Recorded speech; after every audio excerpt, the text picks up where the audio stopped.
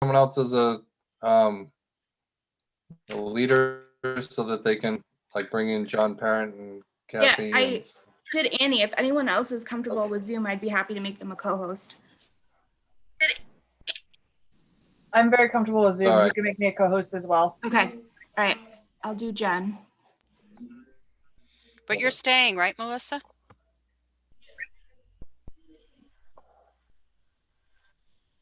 She's making dinner, Freddie. She's got to eat. Yes, I'll be here, but I'll be listening. Yeah, I'm not All leaving. right. Okay. Thank All you right. very much. So, Governor Baker's March 12th, 2020 order suspending certain provisions of the open meeting law, General GLC 30A 18, and the governor's March 15th, 2020 order imposing strict limitations on the number of people that may gather in one place. This meeting of the Southborough Community Preservation Committee will be conducted by remote participation to the greatest extent possible.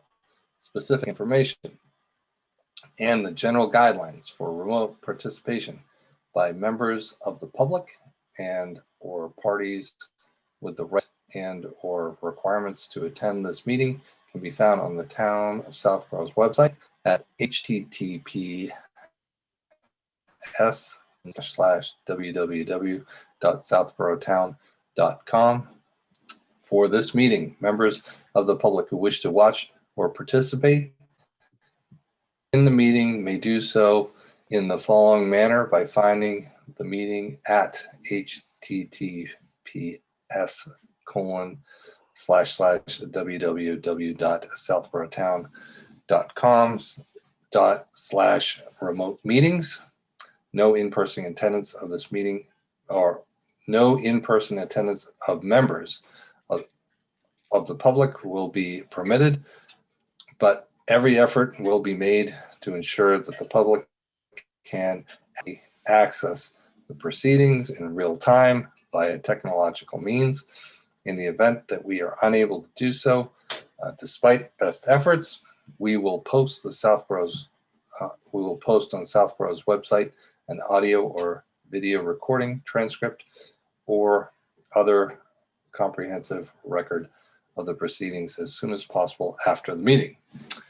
So with that said, sorry, as Freddie was saying, sorry for the delay in getting this kicked off. Melissa, thank you for jumping in and helping out, getting this started. Let's see, I see that we do have a quorum. So the first order of business is to approve minutes. Is there a motion on the minutes? So moved. Mark? Okay. Second. Dorian, is there a second? Second. Any, David seconds, thank you. Any comments, additions, praise for Betsy? Praise. Praise. Much praise. Minutes. Outstanding. Go, Betsy. Yeah. Go, Betsy. It's Thank like you. we I relived the apologize they got out so late, but they're done. So thank you. Thank you They're one and good. all. Reading them is like reliving the meeting and going through it again. Oh, it's his own personal nightmare. It comes back to haunt him. That's my job. Yeah. Oh, All right. So let's see. So I'm gonna go around the horn. So all those in favor to approve minutes written. So Mills, yes. Dorian, Yes. Jasinski, yes. Ann, Yes. David, Yes, if you said David. Hanson, yes. Mark. Mark, yes. I'm having trouble with my speaker, I think. Did Mark give a yay? Was he on board with that? Yeah, everybody was good. Let me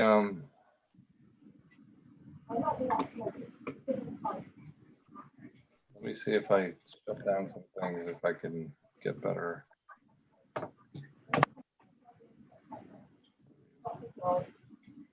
There's too much on the internet. One sec. I want to get in one of those boats behind David. And Jen doesn't have any Right. snow in her backyard. I'm going to bring some of mine over. I'll take it. I love it, actually. Dan, where are you? Mine's fake, sorry. Oh. Okay, so I think so project review. First one we had for the facilities. So is John Parent. I saw him. He's on the line. Pull him in. Is that You want me to do that, Annie? so Jennifer? Are you? Yeah, I can promote him. Yep.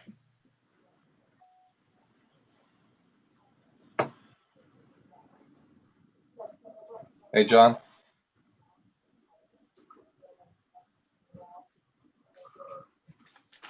How's everyone doing? Good, and you? Doing well, thanks. Can we also promote Great. Lynn Spencer and Sean Willett? Yeah, sure. And then what about? I see Sam on too. Does as a selectman is he advocating for this? Oh, okay. I see him.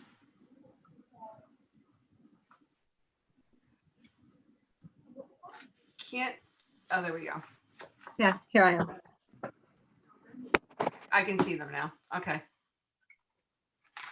Right.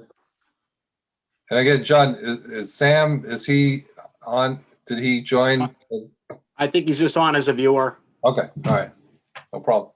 All right. Well, thanks for coming back. Again, sorry for the delay getting this started, but we got it all worked out and we're here now. So I know there were some questions last time and some things to follow up on. Do you want to give us an update where you're at? Yeah, basically, first of all, I'd like to introduce Lynn Spencer, a historic architectural preservationist of Spencer, Sullivan, and Vaught. And everyone's already met Sean Willett. He's a registered architect with the same firm. And tonight, basically, if you would like, we can go over the presentation again, or we can try to address some questions you may have. However you feel you would like to progress with that portion.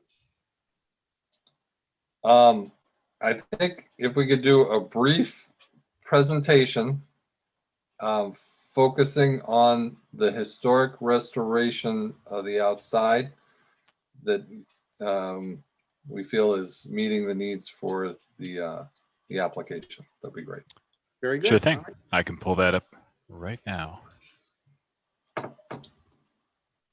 Oh, I have my sharing disabled.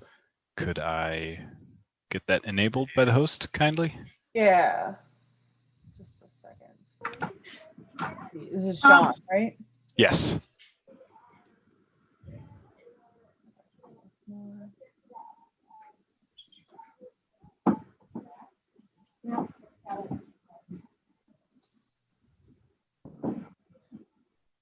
Are you sure your sharing's not enabled? Yep, I'm clicking the green share button and it says host disabled participant screen sharing. Give me 1 second. I'll fix it. All right. Thank you. Okay, good. Cool. Thank you. There it is. Great. All right. Can everybody see that? Yes. All right. Okay. All right.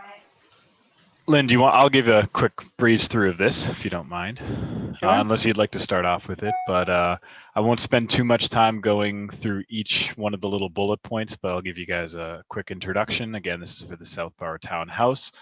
We've taken a lot of our cues from the original drawings that were provided to us. We want to remind everyone it's designed by Alexander Esty, completed in 1870, had two noteworthy additions, the 96 elevator pavilion at the rear and some new wood doors with glass in them. It's built of granite, sandstone, and water-struck red brick throughout. A lot of our issues on the exterior deal with the masonry. We have a lot of sandstone trim that's spalling, that's chipping, especially down in the ground where water is wicked up and the freeze-thaw cycle has spalled those surfaces. As you can see on the left-hand side here, we have a lot of brick mortar deterioration and attempts to repoint it over the years with poorly matched mortar colors kind of dots the facade and causes a lot of these continued mortar issues. We have sandstone trim issues with the front facade. A lot of water, that freeze-thaw cycle, has been spalling these surfaces and deteriorating some of the more intricate moldings. We'd like to address some of these issues by not only Dutchmaning certain portions of the sandstone back into where they've been damaged the most, but also modifying the underside of some of these drips by cutting in a small drip recess that would prevent the water from just cascading down the front of the stone. It's kind of a poor detail back in the day that we can easily correct now. Our roof has a very aged membrane roof. It's really reached the end of its useful life, as well as on the side by the 5 chimneys. We have a slightly steeper sloped asphalt roof that's reached the end of its life as well. And both these issues are kind of, the first line of defense towards water mitigation. And once something goes here, it's going to cascade throughout the entire roof structure. As far as water mitigation, the gutters we found were in great shape. However, the downspouts are leaking, their seams are open, and we are unsure of the downspout boot conditions. We need to camera the subsurface drainage to kind of see where all that water is going and to potentially prevent it from backing up and causing more damage. Our front doors have really reached the end of their usable life. The addition that I mentioned, or the modification, which tried to replicate the original wood doors, did a good job by matching the glass lights. However, the kind of clear varnish that should really be upkept constantly over the years hasn't been, and as such, the wood doors have just delaminated and they're in very poor condition. And we're recommending that we replace these doors as they are with the glass in the same configuration as the original doors, given that the lobby is such an important part of the user's approach and experience to the town hall. And to remove the glass and bring them back to solid wood doors would really darken the space and make it less useful than its current design is. On our windows, they're currently sealed up with storm windows that have really cooked and baked the inside wood. That's a big issue that we have, and one of the things that we're talking to the town house about is what it would take to provide more energy efficient, historically appropriate wood windows with the same muntin configurations, the same light configurations, same openings, so that way not only do they kind of apply to the historic character of the building in just the same way, but they also afford the energy efficiency and the user operability that currently doesn't exist in the building. One of the issues, which John can talk a lot about, is how much people want to be able to open these windows. And right now they're entirely shut, sealed shut. They can't be opened, and you lose the benefit on both the summer months, being able to open windows and not have to run the AC, which it currently has to run all the time now, as well as being able to kind of naturally ventilate the space in cooler weather as well. And we talked about a few situations where we have worked with restored windows, new windows that are historically appropriate. Bag Hall in Princeton is an example where we went to great lengths to replicate and restore original windows.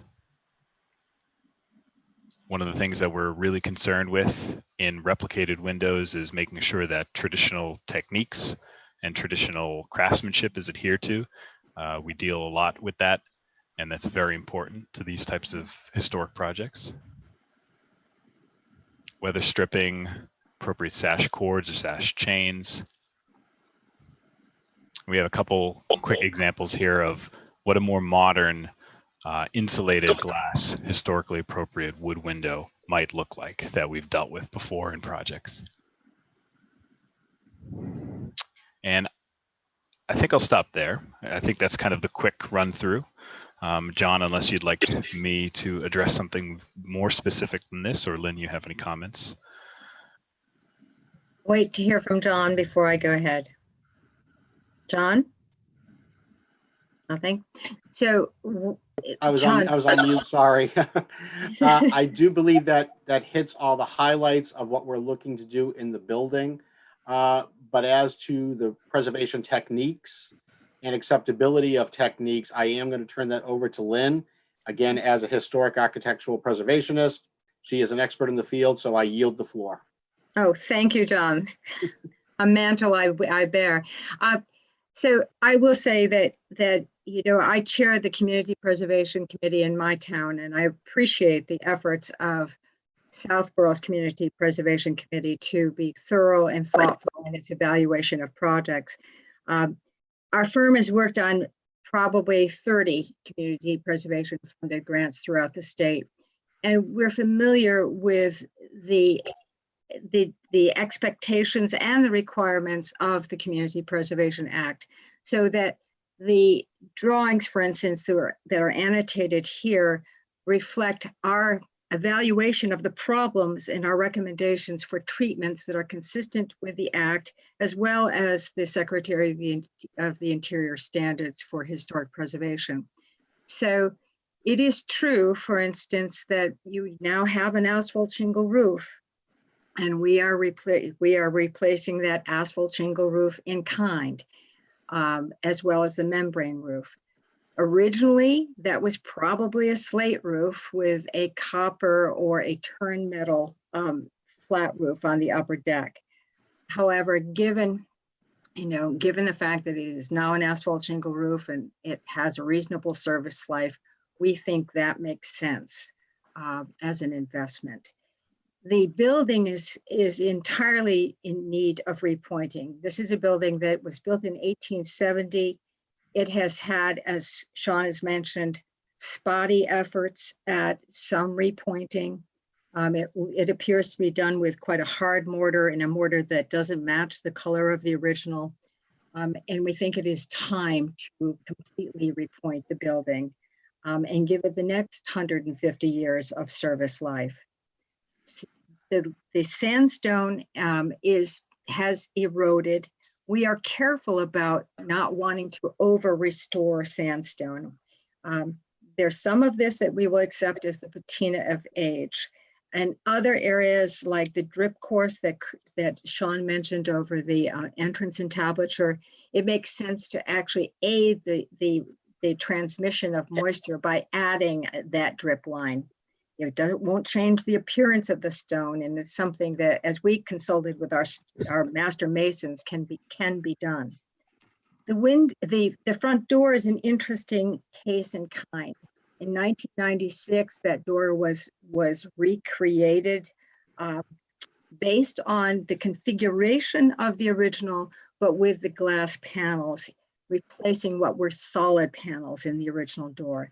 As Sean mentioned, we bow to the changes that have taken place in Town Hall and think it makes sense to replace that door with a solid oak door. I wouldn't use the veneer treatment that you have now, but keep the transparency afforded by the glass panels. The windows. Windows are the eyes of a building. Everyone knows that. And in fact, these windows are monumental windows. Esty designed something that, it designed a building at the time when natural light, in fact, was an important source of illumination on the inside of the building. It would have been gas or lamps in the early days. But the windows have actually not fared well. The wood is very dried out. Some of the joints have opened up. The windows have been painted shut because, that's been the practice. We think for the reasons of functionality that these monumental windows need to be replaced at this point with a window that will match the glazing pattern, the mutton profiles of the original. We're suggesting that it would be done in mahogany, which is a durable wood. The old sort of old growth pine that we would love to see available to us is not available. So we think that mahogany will afford a durable and long-lasting window. Glazed with thermal glazing, thin thermal glazing, with a dark, instead of the sort of shiny aluminum line, it can be coated with coated dark so it doesn't read in a flashy way. But most importantly, properly weighted so the windows can be opened and closed by the occupants for fresh air and ventilation. You know, energy, this will actually ensure, you know, a window that will last another 100 to 150 years with proper maintenance. Proper maintenance is a term that I know is sensitive with the Community Preservation Act. So when I say maintenance, I mean keeping a paint coating up, because paint is part of the protection of wood in a building, like in any building, but is certainly at the townhouse. So we think we look at what we're doing, for instance, right now at the public library as being very similar to some of the work that is being done here: repointing, roofing work, painting, all things that I think are consistent with the act. So with that, I will love to listen to questions. You know, we could actually scroll on just for a second, Sean, to the budget itself. So, and the last page of the budget. So, as you have heard in the previous presentation, we did a comprehensive assessment of the building, and we then were encouraged by John to look at what it would mean to divide it into phases, one elevation at a time. For instance, with the masonry, in the first phase, addressing the roofing and the most urgent work involved with roofing and rain and conductor pipes and the windows. But you can see when you stretch a project out over time, there is a cost for mobilization and starting again. So in a sense, it will make a greater economy, if possible, to consolidate all the work in a single work effort. And that's what the $2.238 million will achieve. So with that, I would love to hear your questions and comments. Great. Thank you, Lynn. Appreciate it, and Sean. Let's see. I'll open it up to the committee first.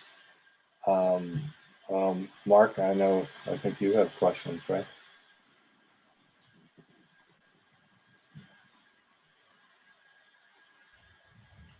Yeah, I guess my first question is, has there been any attempt to try to set apart what constitutes maintenance versus what constitutes, I guess what you're going to characterize it as rehabilitation and restoring? And let me start by saying I have great respect for what you do and how you do it. I like the building. I think we're in extraordinary times right now, and I think this is a particularly brutal time to try to contemplate something like this. But I look at a project like this, and for instance, the roof, that to me, to try to characterize that as a restoration or a rehabilitation of an historic structure, I really think that strains the definition. And I could go line item by line item, but has there been any, you clearly are aware of the Community Preservation Act and what can and cannot be funded and what well, what can and cannot be funded. Has there been any attempt to try to categorize things as maintenance versus true historic rehabilitation or preservation? Sure. Let me do what I have to do every year that I start a cycle with my committee and remind ourselves of what maintenance is by the Act. So can I just read to you the definition of maintenance from the Community Preservation Act? Because I think it's Absolutely. a distinction. There's a distinction that I think is helpful here. Maintenance. Incidental repairs which neither materially add to the value of the property nor appreciably prolong the property's life, but keep the property in a condition of fitness, efficiency, or readiness. So that means basically, you know, the work that we're proposing in terms of roofing or painting or repointing is in fact to prolong the life of the property. And we're looking at the allowable cost chart or the allowable spending chart from the Act in front of us. And we've highlighted under preservation, protect personal or real property from injury, harm, or destruction. You know, the maintenance that they're referring to in the Act refers to turning on the lights and making sure the building is open for use, not to actually, you know, the preservation of the building. So, and, you know, maintenance is not allowed by the Act, but preservation is. Now, when it comes to asphalt shingle roofing and membrane roofing, you know, it's not the original roofing material, but it is an acceptable practice according to the Secretary of the Interior standards, you know, for reasons of economy and longevity and dealing with the situation to use asphalt shingles. The Park Service has allowed it on its buildings. You know, we're not suggesting at this point, given what you just said, Mark, about, you know, these are extraordinary times, of doing something extraordinary, like doing a slate roof with a copper upper roof. So that's one example of that.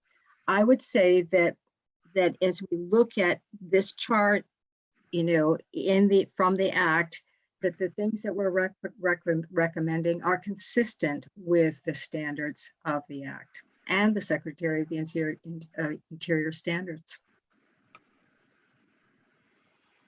I guess in summary, you think it fits within the Act. Whether it should be done is an entirely different question, which I would agree on that Yeah. point. Yeah. I think in fact, Mark, or to the committee as a whole, you know, the things that are most urgent, you know, in the financial analysis that we've provided, you know, in the phase 1 column, you know, are coming in at $1.5 million or $1.4 million. You know, John and you know, the facilities committee had encouraged us to say, well, what would it mean to just tackle this all at once? In fact, doesn't that allow a certain economy of scale? And we would have to say that's true, rather than remobilizing for, you know, 3 different phases. You have a masonry project that is all in, and there's some amount of there's real savings there. I actually have a question on that point there, Lynn. Like is that savings outlined in the financials on that, what, page 17? No, that number sort of, you know, what pulled right across. It added up all those four columns. So you are correct that, you know, we can sort of, if the group is inclined to do this, we can actually reevaluate that and show the benefit of consolidation. It'll probably be about a 10 to 15% savings. Okay.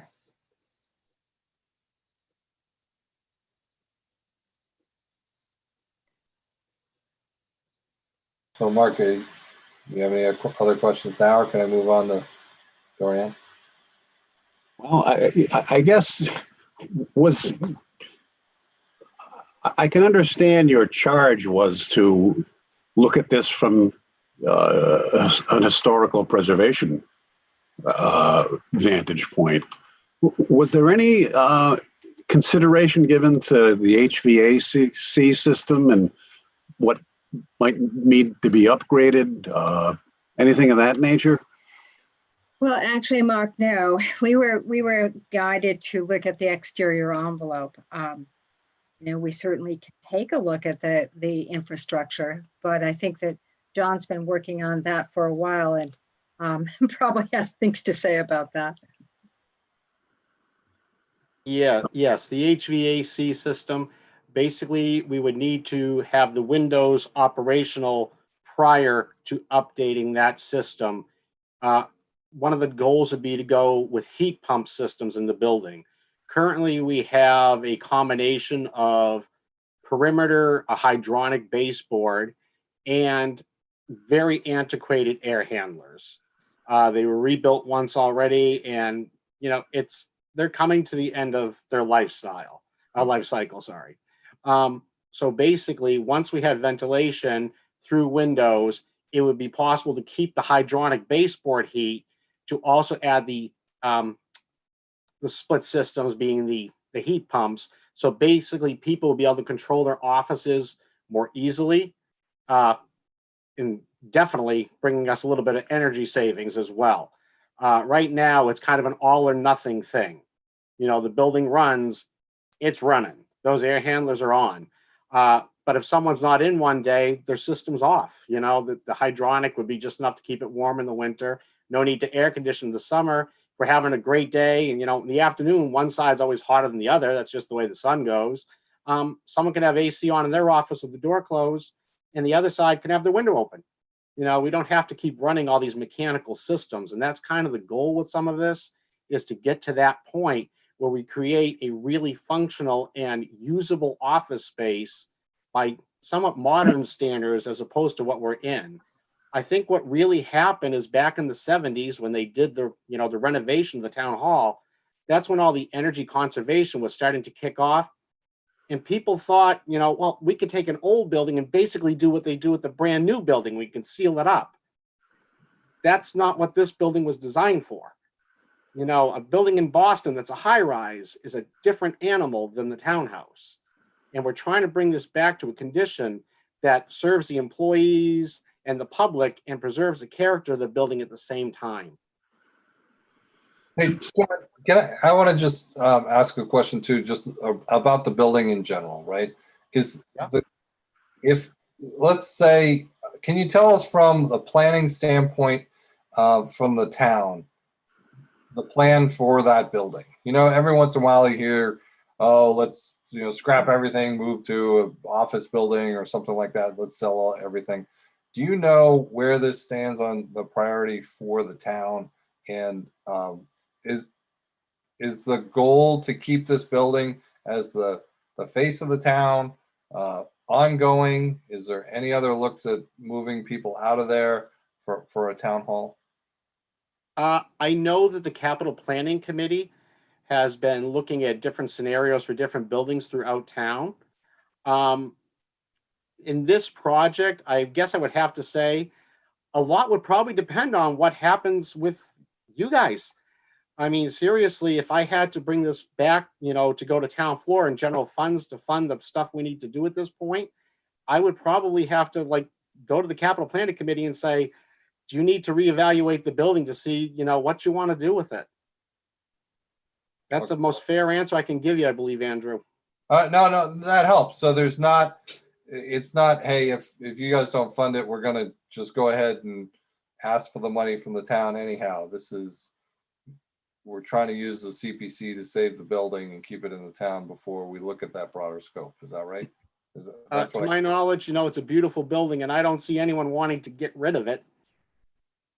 But I mean, if we're put in a scenario where they have to reevaluate it, I don't know what they'll do, honestly. Right. No, I'm just trying to get some background on it, from that standpoint. Well, John, I can understand no one wanting to get rid of it, but the last 9 months have kind of changed a lot in this country and in this town. If, we're talking about,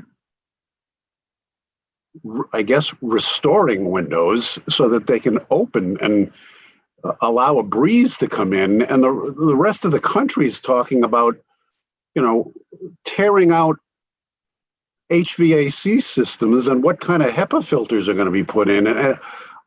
And with all due respect to everyone involved here, and I mean this in all sincerity, whatever your charge was 9 months ago, I think it's got to be relooked at. And, these are very trying times. It looks bleak whether we're going to get any federal aid. There's probably going to be layoffs in this town. And to think we're going to consider spending a couple of $1 million to rehab a building like this when there's hundreds of thousands of square feet of office space in this town that landlords are probably dying to rent. I think it's got to be looked at a little bit harder, but that's Mark Murphy, the citizen, talking, not Mark Murphy, the member of this committee, I guess. I mean, I can understand your perspective, Mark, absolutely. But the reality is the building at this point is in need of these items. And I mean, if you were to rent space on Route 9, then you're basically saying, instead of preserving the town hall, we just want to let it go? The town hall? I don't know what you want to do with it, but for $2 million, you could probably rent Class A office space for the next 20 years to run the town government. Never mind what the needs of the town might be now and whether we're going to grow out of that building or if it's even appropriate for its use, 5 or 10 years from now. Again, I'm just lost. So will we just be walking away from the town hall then?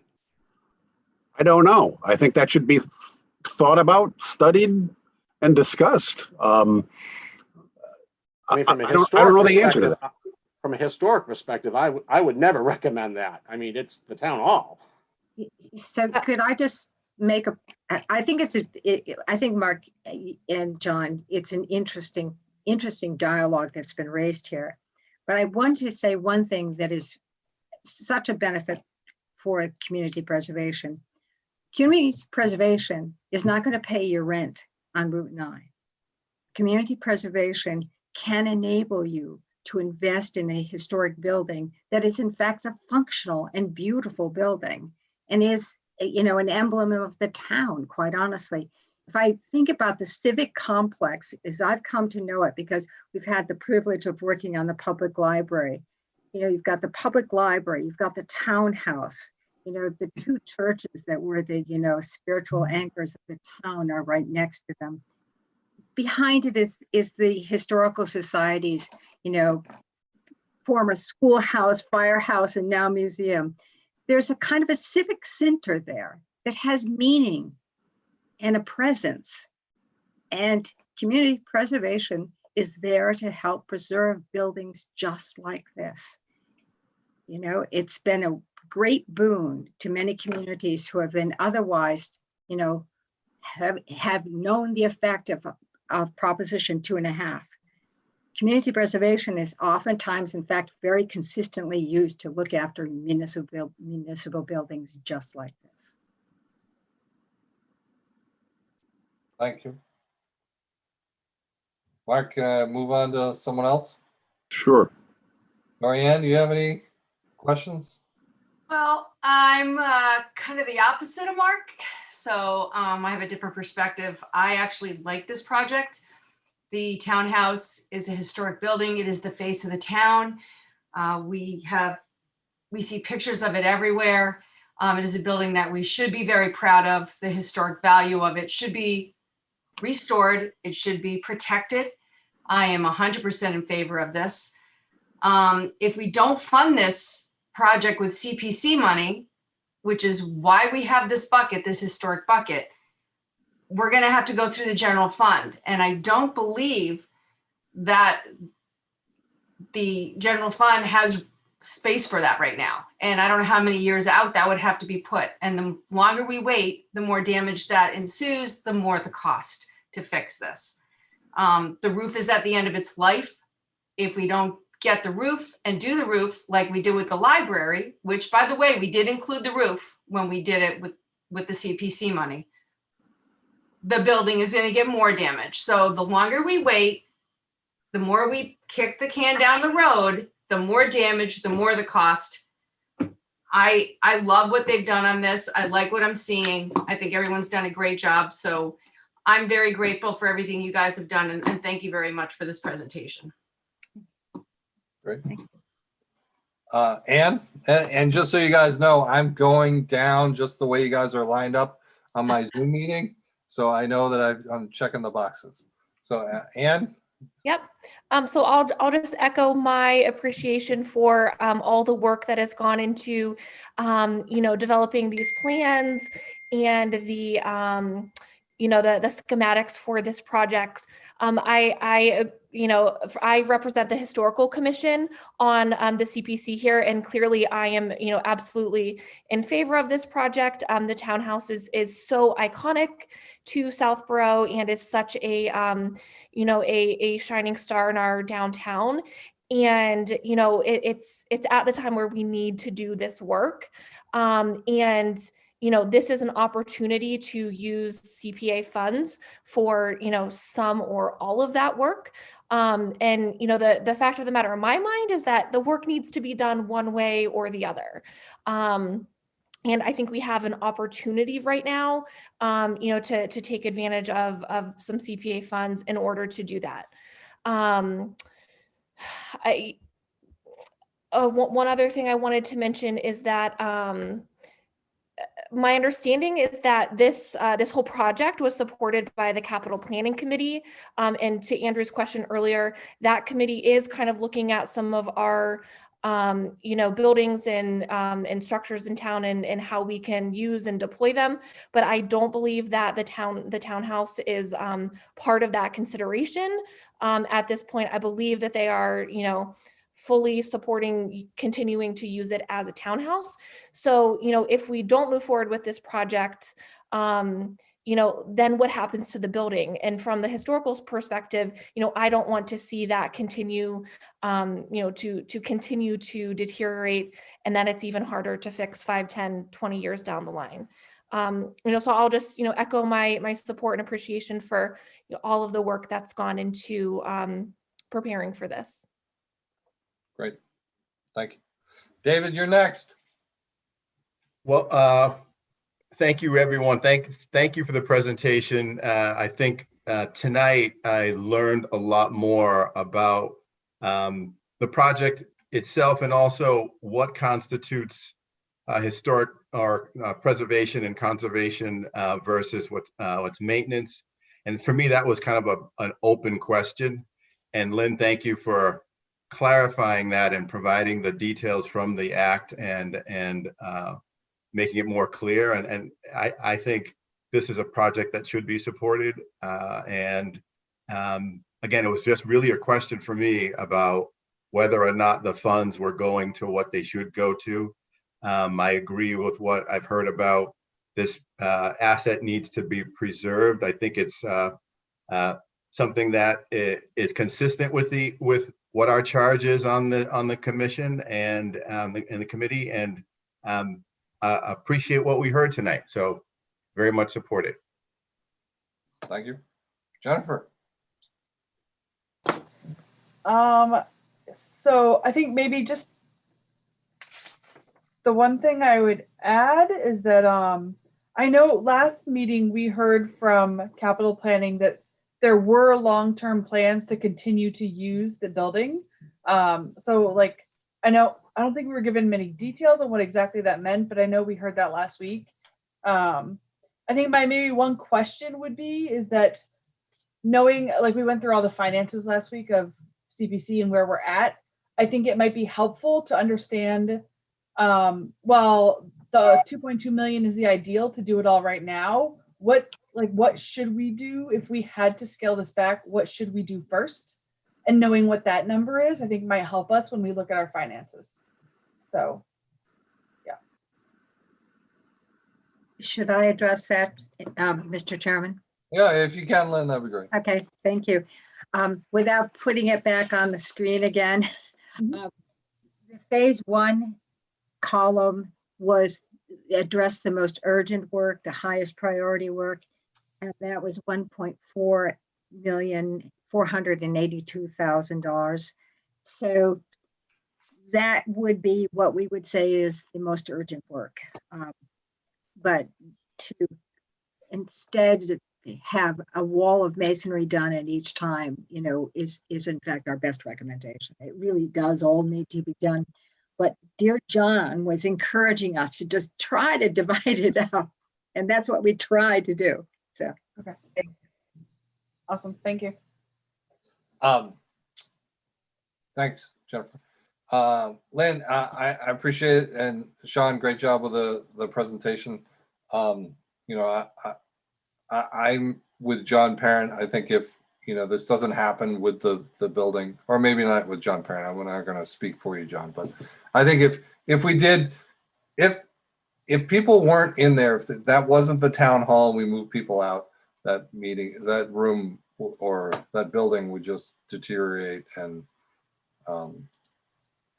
it would get lost. I mean, look what happened to Fayetteville Hall, right? So that's what I would see would happen. Eventually the roof would go, it would leak, and then we wouldn't even get anything out of it if we tried to sell it. Someone would have to wreck it and everything. So that's my opinion. So from the standpoint of keeping it, which I think the building is beautiful, and I hope we do keep it for the town. I had some specific questions, Lynn, about the windows, right? I know you said that your recommendation is to replace them, which, to be honest, I was kind of surprised because, like you said, I think windows are the eyes to the soul of the building, not just the eyes of the building. But so can you explain? Do all of them have to be replaced, or is it if you replace half of them, you might as well do them all so they look similar because you're going to be able to tell the difference? Like, help me get past that.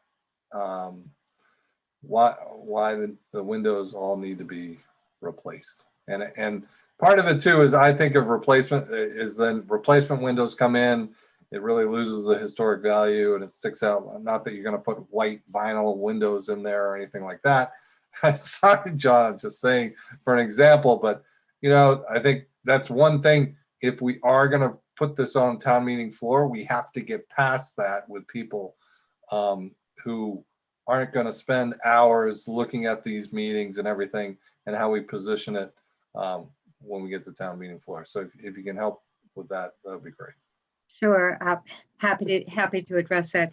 These windows would be precisely replicated in the same glazing pattern, meaning the relationship of glass with the same molding profiles as the original. So the new windows would look the same, except for in better shape than what you see now. I know people think, oh, replacement windows, vinyl, aluminum. No, this is a wood window that will be the mirror of what you have there now. The big difference is it will be a window with a life of at least another 100 years, and it will be functional.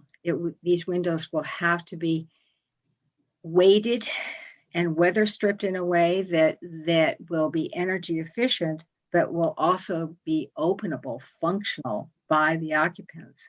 And John was just talking about this. There's a whole series of offices. In fact, the interior was clearly renovated to be, as hospitable and useful for the public and the staff that work there as possible.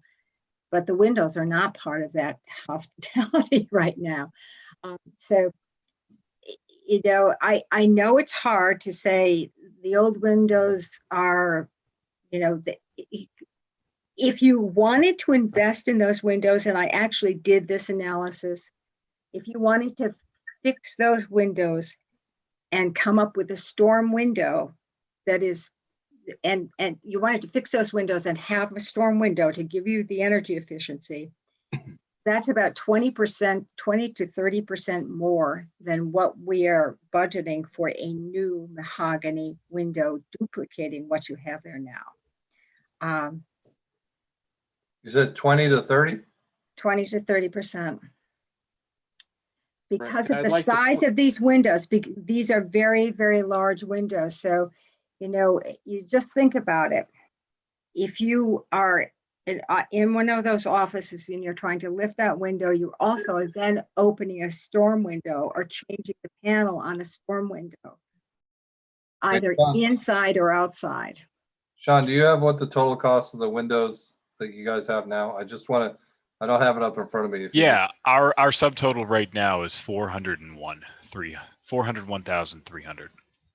Right. Yeah, and but I'd like to the window line itself is the windows alone, because that actually Oh, has yes, also yeah. included the doors. 378 for the windows 78. themselves. I'm sorry, the openings include the doors as well. Okay. I'd also like to remind everyone that a window restoration was done down at the Art Center previously. That's a We funded nightmare. that. Be careful. Careful what you say, John. We funded that. Just going to be honest with you. Now, Those storm windows are an absolute nightmare. I had an employee that almost lost a finger on those storm windows. Ouch. These are That's very, very heavy windows, and those windows aren't even as big as the town halls. So those storm windows will be even heavier. And so I have to always look at a safety factor as well when we're talking about things. Yeah. And that definitely plays into this equation. No, I appreciate that. Lynn, can I interject here? Just so I'm clear, is it your position that the windows, this amounts to a preservation, rehabilitation, or restoration of the windows? I mean, the windows are being replicated. So they're matching what you have there now, but yes, they would be replicated. In the same way, the front door was changed some years ago. Now we're looking at actually preserving that change, which is an echo of the original door configuration. You know, we saw that on the slide. But it is. I appreciate your transparency, and it's obvious that it makes no economic sense to pay 20 to 30% more to try to restore these. But is it your position that replicating them still complies with the Community Preservation Act? Yes. Mm-hmm. And is that because it preserves them, rehabilitates them, or restores them? It's a recreation. It's a restoration. The term would be restoration, according to the Secretary of the Interior standards. That's restoring something, you know, based on evidence. And the evidence here is the windows. And Lynn, am I correct here that we're only talking the sash? We're going to be Yeah, able to the salvage frames- the frames. The original the frames and frames- moldings will all be there. The frames are still retained. That's right. Yeah, we're trying to save what we can, but due to the years of being stuck behind sealed glass, we've cooked these windows. I mean, look at it this way. Are any of us over 20? I know I am. Does your skin look the same as it did at 20? Nope. You can put on as much moisturizer as you want. You can't bring it back. And that's what's happened to this wood. You've cooked this wood now, and it's really gotten to a point you need some new wood there. So are you removing the wood and reusing the glass? No, it's going to be insulated glass, energy efficient, so we can open these windows and create a hospitable environment. Currently, right now, in the accountant's office in the summer, I get several calls or texts a year saying, hey, John, it's approaching 90 in here. Because of what we have there for windows, you're not only cooking the wood, you're cooking some of the employees. We really need to make some changes here with this.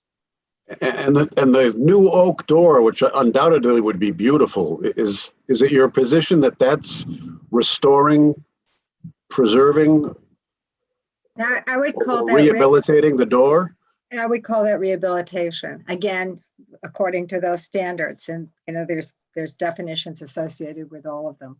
Rehabilitation is something that says, you're again looking at the historical precedent, but you're making a change that reflects, the contemporary use of the space and the building. Interesting. So, I know. so The that, Secretary of the Interior, I was an early reviewer on the Secretary of the Interior standards when they came out in the late 70s. And that is dating me, John, right there.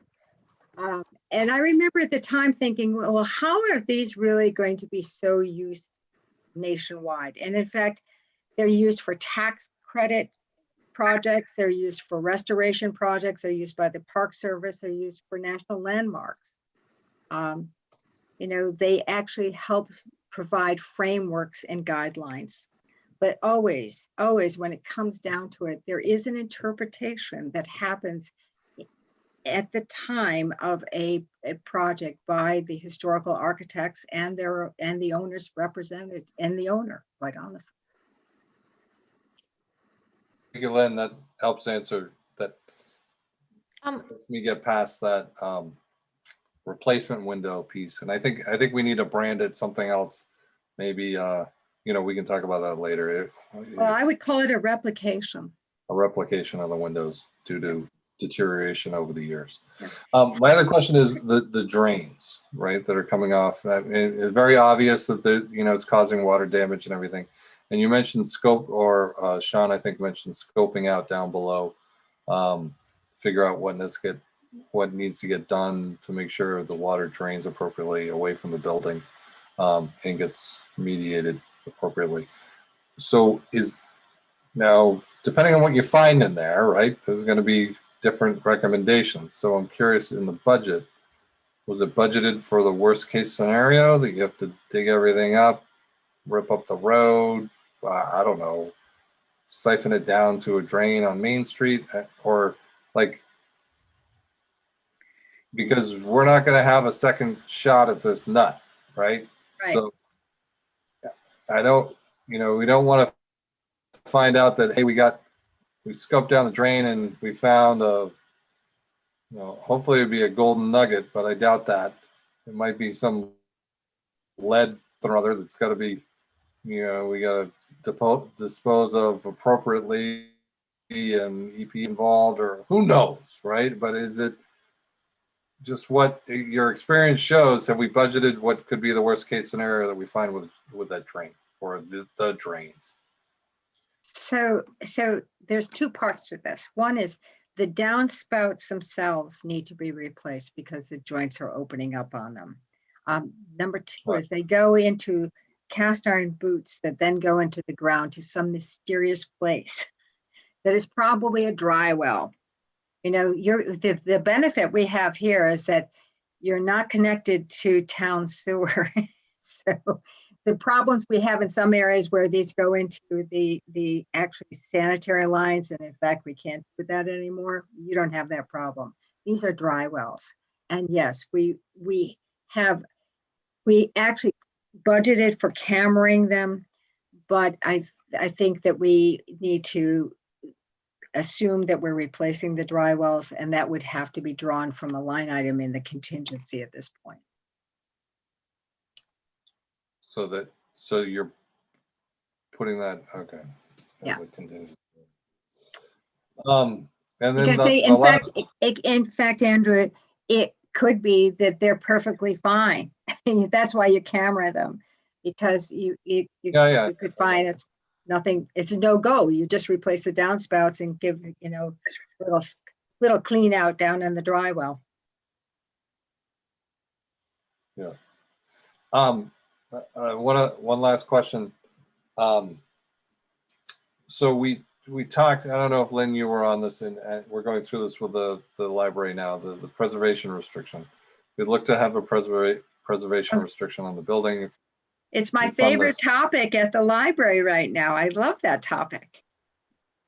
So as you know, it's a lot more complicated than Yes, I think we went through. So, I think where it's going to get dicey and where we'd want to, that would be in the MOU, the memorandum of understanding, is that, you know, the preservation restriction would need to be held by a third party, not by anyone in the town, because if the idea is that, you know, if something was going to be done to the exterior that really went against the preservation restriction, someone in the town couldn't just say, oh yeah, go ahead and do it. So I just want to lay that foundation early, that it's going to be, it's not just, oh, you slap a PR on it and hey, nothing can happen. The intent is that, you know, if the town later want to start breaking the restriction and say, hey, we want to extend out the front of the building and put this new modern glass door and all this other stuff, that they could be held accountable to, no, you can't do that. So I see, John, your reaction. I don't know if that's a surprise to you. No, not at all. No, I fully understand that. Okay, so I mean, I think it would behoove us to start, you know, assuming that, you know, this is going to get put in motion into town meeting eventually, based off of, I think, most of the comments you heard from the majority of the members here, that we start thinking about who would own that, or even try to tie this into the library preservation restriction or something. Get a 2-for-1 might be helpful. But I appreciate the dilemma. And I've had conversations at the library with Ryan and the library trustee about the preservation restriction. It's exactly the problem I've had in other communities, starting with North End, one of the very first CPA projects I was involved with just after the legislation had been passed, with the North Parish Church in North Andover. And it sometimes is a struggle. Recently with the city of Newburyport, we've probably spent nearly 2 years finding an entity which would hold a preservation restriction on that Colonial Revival High School that we were involved with. Eventually, it was decided to work with the local historical society to hold the restriction. They were agreeing to do that. I know that Ryan and the trustees at the library are in conversations with Historic New England, which has a preservation easement program. They've also started conversation. There's also the possibility that a group, a land trust out of the Worcester area might hold the restriction, but it's an effort. There's no question. No question. I mean, part of this is that, you know, John, to bring you up to speed too, so you know that it's going to be it's not a quick, easy hit, that one. It's a long haul. So On the bright side, I'm glad they're doing the library one first, so maybe we can start mimicking it a little bit. well, that'd be nice. Let's see. So I think that any other questions from the CPC committee? Are there any questions from the public? Yeah, we've got one hand raised. So Michael? Oh, Yeah, Michael Wiseman from the chair of our committee has a few words to say. yeah. All right. Hey, everyone. Can you hear me? Hey, Michael. Yep, we can. Hey, Michael. hello. Hey, I just wanted to weigh in here to say that we are so in support of this. I think you guys have come to that conclusion already, but this is something that really needs to be done. I don't doubt the long-term viability of this structure. Town halls are the symbol of our community, and I really feel that this structure deserves what we're putting into it. In particular, it is very much something that we are going to be utilizing for an incredible period of time going forward, and that these renovations will really help it move into the next century. One of the things we've had a very poor record here in Southborough is making these changes and putting money into these structures before they collapse. And I really hope that we can, get this through town meeting, because this is totally a viable and totally a productive use of CPC funds. So that's all I want to say. And thank you all for your good work. Much appreciated. I'll be talking to you shortly again, I hope. But I just wanted to weigh in here because this is something that's very dear to both the Historical Commission and the Historical Society. Great. Thank you. Okay. Any other questions from the public, Jennifer? Can Nope. I weigh in? Oh, yeah. Go ahead, Freddie. I'm raising my hand as a member of the public, but as a original member of the Community Preservation Committee. And I would just point out that whether or not this was the townhouse, the value of it as a historic structure in our downtown that makes Southborough would be worth preserving and restoring. And that the fact that it is the townhouse is almost a separate interest, a separate issue, right? That we're using it that way. But the reason we passed CPA originally was to preserve the historic resources of the town. And this is a historic resource of the town. So I think it's a really important project. The price tag is a little wow. The timing is a little wow. But if, aside from that, this is why, one of the reasons why we passed the CPA, to fund projects that wouldn't get funded under normal budgetary situations, which is why maybe we would encourage and find a way with the PR to help ensure that regular maintenance occurs, because we keep finding out that most historic preservation projects are really a result of delayed maintenance over 10s and 20s and 30s and hundreds of years. But that's why you have to do the preservation and restoration. So I just wanted to put that spin on it, that it is a historic preservation project, not a townhouse restoration. But is the building historic? Is it meaningful to the town? And is it something we want to keep there no matter what the use is? And that's how I look at it. I did have a question about the windows, just back to that, the 20%, 30%. Mhm. I would imagine, since you did I don't know if you were involved, Lynn, with the recreation center, but that was Yeah. a decade ago or more. I would imagine there's better ways of doing it that wouldn't cut people's fingers off potentially. Is there a way of, I think that I would like to know, for the dollar amount, which is like $28,000, $30,000 more, if I did my math right, or was it 60,000, whichever. Yeah. For the percentage, 20% more for the price of the windows on a $2.3 million. We had heard in the past by one of our members from historical that the glass was the soul of the building, the windows, not the wood necessarily, but you can't replace the old historic glass. And can you just speak to that a little bit? Yeah, one of the challenges here is in fact that the glass. The glass it was a pretty high quality float glass. Glass technology had changed a lot, and by 1870 they were continually seeking perfection in the glass, and they achieved that by float glass.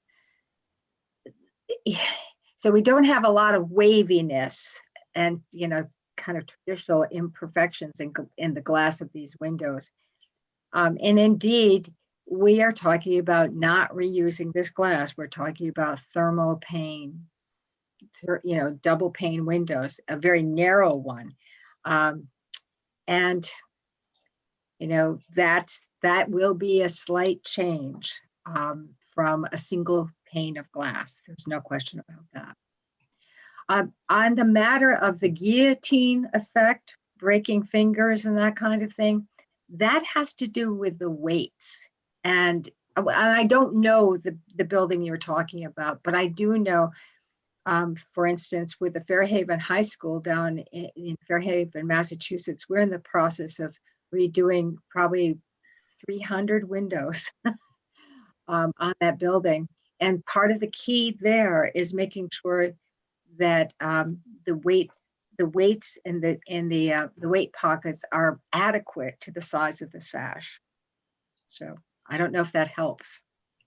Yeah, thank you. It does. It indicates that maybe in the future there's something they could do about those windows in the other building, which isn't Same. the topic here. But you also relieved me as a citizen, because when you said the window glass is not wavy, that's one of the things. If you're ever in Pilgrim Church next door to the townhouse, there's a definite, the glass is very, very special. And what you see looking through that glass or looking at that glass is very different. So maybe it was an earlier time. So thank you. Yeah, that would have been cylinder glass that would have opened up. And yeah, that I've never been in Pilgrim. I'm around it all the time. I'd love to go in it sometime. Once we're reopened after COVID, I'll invite you for a tour. Thank you. I appreciate that. I'd just like to clarify real quickly, down at the Art Center, it's not the windows that got his finger. It was the storm windows. Oh, the storm window. Oh, because the storms aren't weighted. Yeah. Yeah. They're just big and heavy. Yeah, one thing I want to mention, because, you know, you see the project going on at the library. At the library, those windows are not meant to be open. They don't want, you know, the pollens and the dust coming into that building. So in that case, you know, we've done a repair and paint job on the original windows, and probably in March, a new storm window will be coming in, a low profile Allied storm window.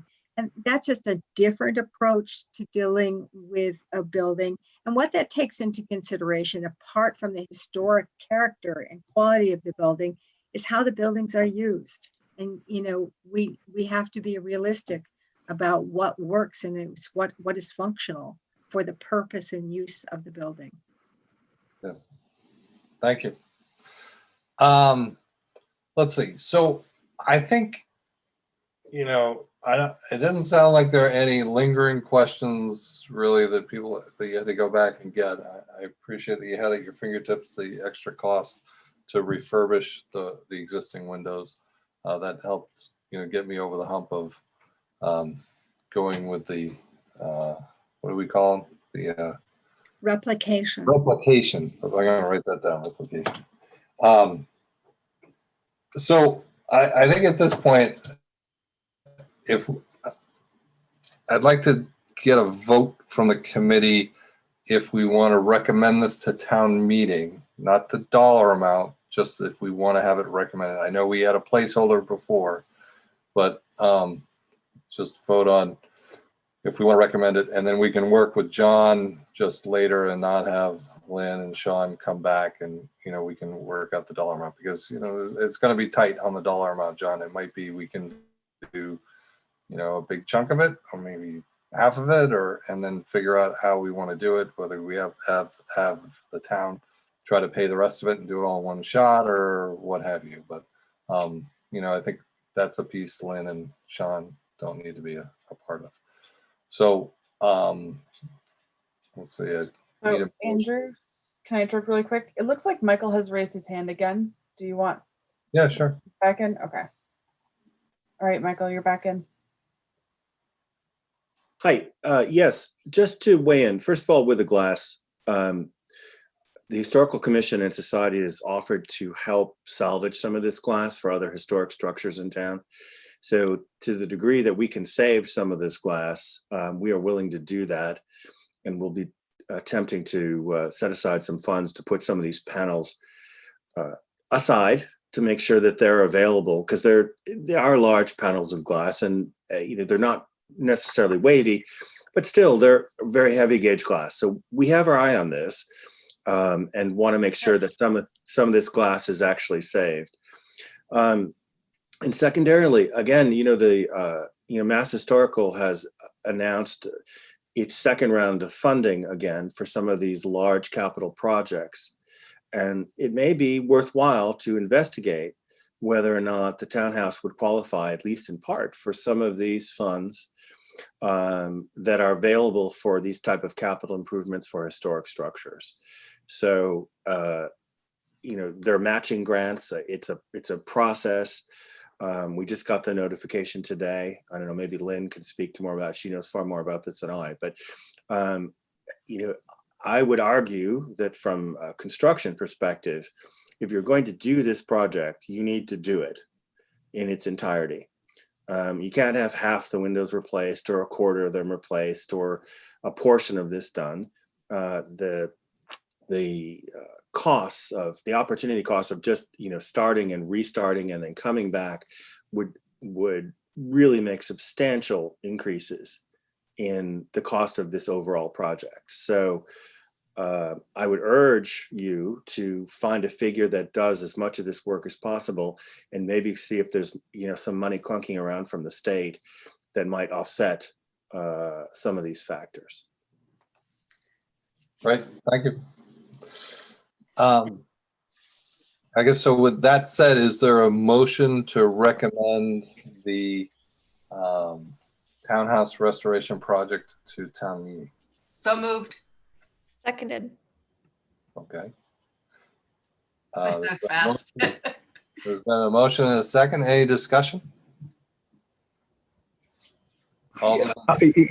Yes, I guess. I'm not against the project, but I am skeptical that some of the things included in the project comply with this act. So quite frankly, I'm not sure how to vote. If you want to. So, I mean, Mark, I think, this is completely in line with everything we already did with the library. So when you talk about the windows. Well, with all due respect, the library was presented to us as an emergency situation. And that was before the pandemic. I think there's some distinctions there.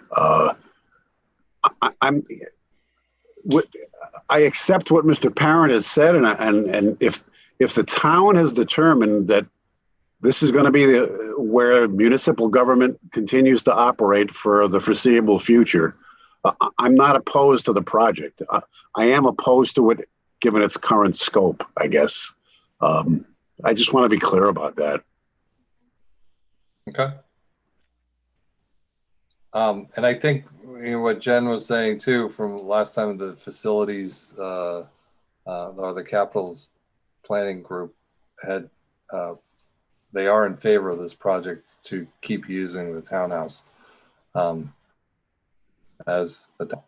So does that answer that question for you? It answers the first part of it, yes. That was my assumption. And yeah, the scope piece, I mean, that's what, I mean, I think from a budget aspect, we still have to go through that. And we might not get through it all tonight because Freddie had issues with her computer and everything, but from the finance end, but we're going to work that out separately. But the motion is just that we're going to present a restoration project similar to what we've been, in line with what we were presented with this evening to town meeting. And we haven't come up with a budget, the dollar amount yet. okay. Okay. So there's been a motion, it's been seconded, there's been discussion. Any more discussion? Okay, I'm gonna call you out in order as I see you on my screen. So I'm gonna say all those in favor. Mills, yes. Mark. Yes. Dorianne. Jasinski, yes. Ann. Yes. David Joyner. Yes. And Jennifer Hansen. Yes. Okay. Andrew, Yes, Freddie. Yes. before Lynn and John and Sean leave, can I bring up, Michael brought up the grant monies, and we ran into this last year or the year before with the library, where the state funding was tied to a historic district and we didn't meet the qualification. Can you look into that? Because that helps with the, never mind the money, which of course is important, but our understanding from back then is that the state Mass Historical Commission will hold preservation restrictions on the properties they give grant money to, but they're not holding it on other properties. So can you get back to the CPC with information on if we actually qualify for that and when that could be applied for and who would have to apply for it? Because I don't believe it's the commission. I mean, the CPC. Sure. So Freddie, you've actually brought up a very real point, because the benefit of the MPPF, the Massachusetts Preservation Project Fund, apart from some money, is that you get a preservation restriction on your building, and Mass Historical Commission holds that restriction. So that helps you accomplish CPC, one of your goals, having a preservation restriction. They won't take preservation restrictions from outside. That's not their policy. They just take those restrictions with their grant program. The grant program requires the building to be on the state register, either through, a district or through National Register listings, or paradoxically, through a preservation restriction. If you accept a preservation restriction, then you're automatically eligible.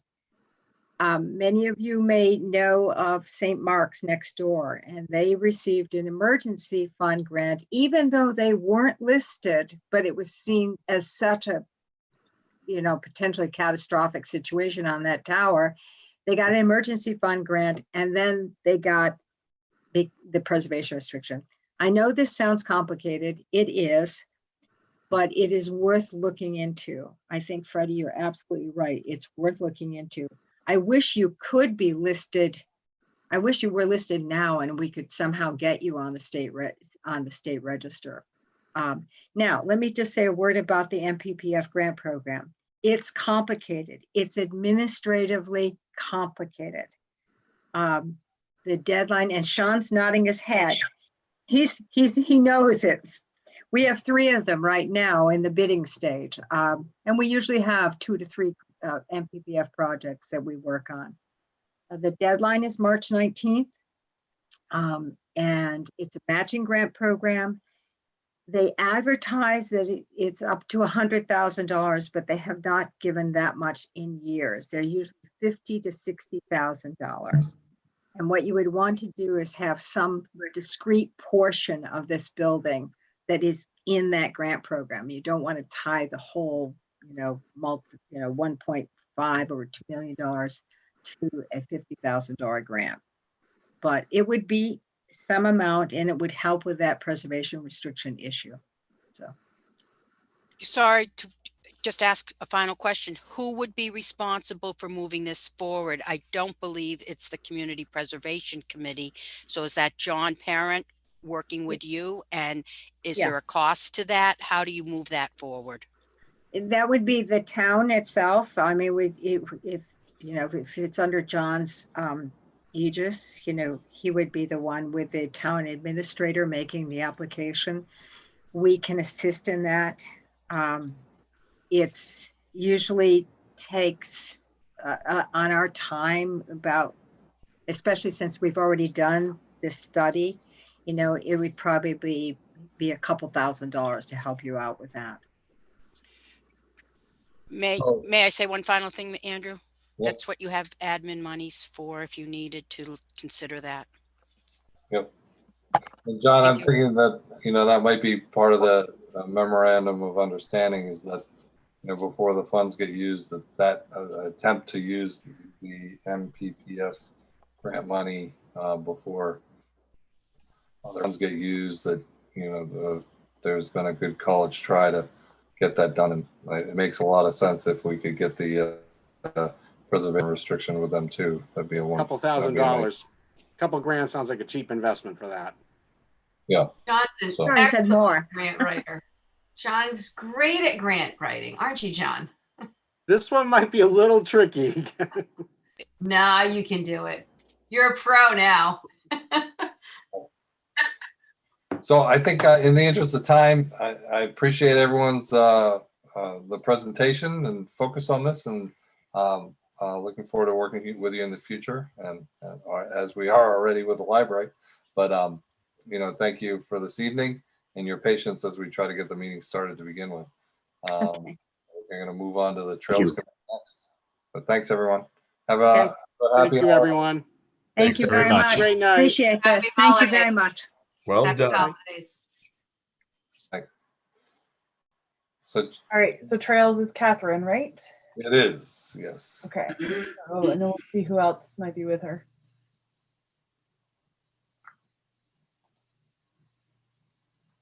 Hi, Catherine.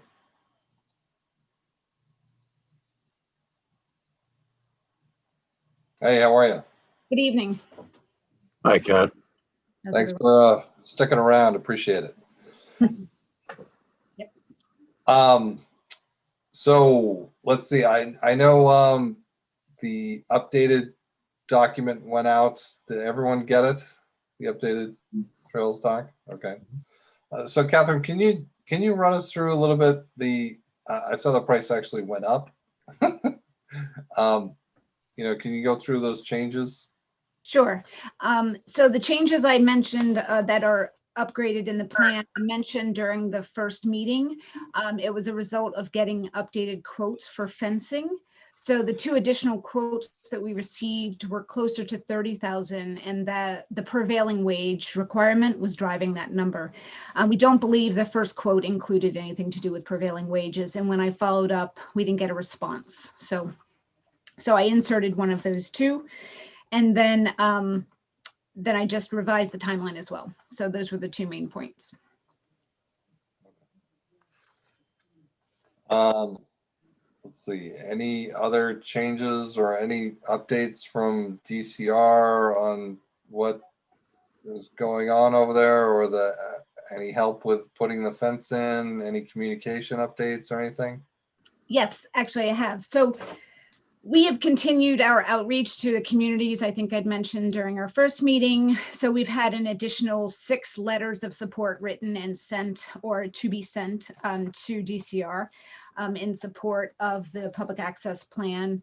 And then we also are in the process, some of you may have seen, if you're friends, if you're following Trails on Facebook, that we have a statement of support, or a petition rather, that we are circulating in town and asking for signatures from residents at this point to show their support for the project as a way of helping to encourage DCR. We also were a part of the conversation on the Board of Selectmen meeting on Tuesday with Representative Dykema and Senator Eldridge. And the topic was brought up that we would want their help in reaching out to DCR to encourage them to move the access plan forward. I spoke with Jamie Carr this week. It's still not in the move. It's not moving forward at this point. But I did bring up some of the questions that were asked during our first meeting. I asked him if he thought it would be reasonable for DCR to either pay for the fencing or pay for part of the fencing. And that was a no. He referenced Wachusett Greenways as an example. They have some rail trails, and their partnership with that group is that the group is responsible for fencing or materials, signage, and things like that that are needed along the trail.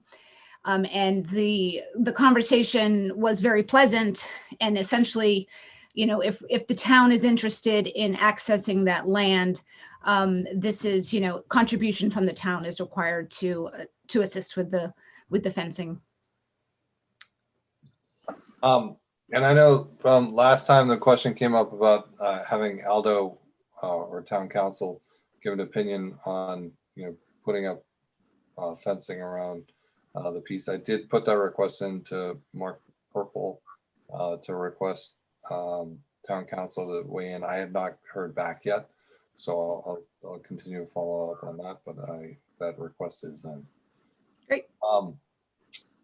So Catherine, the other thing, I guess I want to go around to see if there are additional questions from the committee, but one question I had is, you know, I know we're putting in a fence, and I know I was unable to do the walk that you guys did a couple of weeks ago.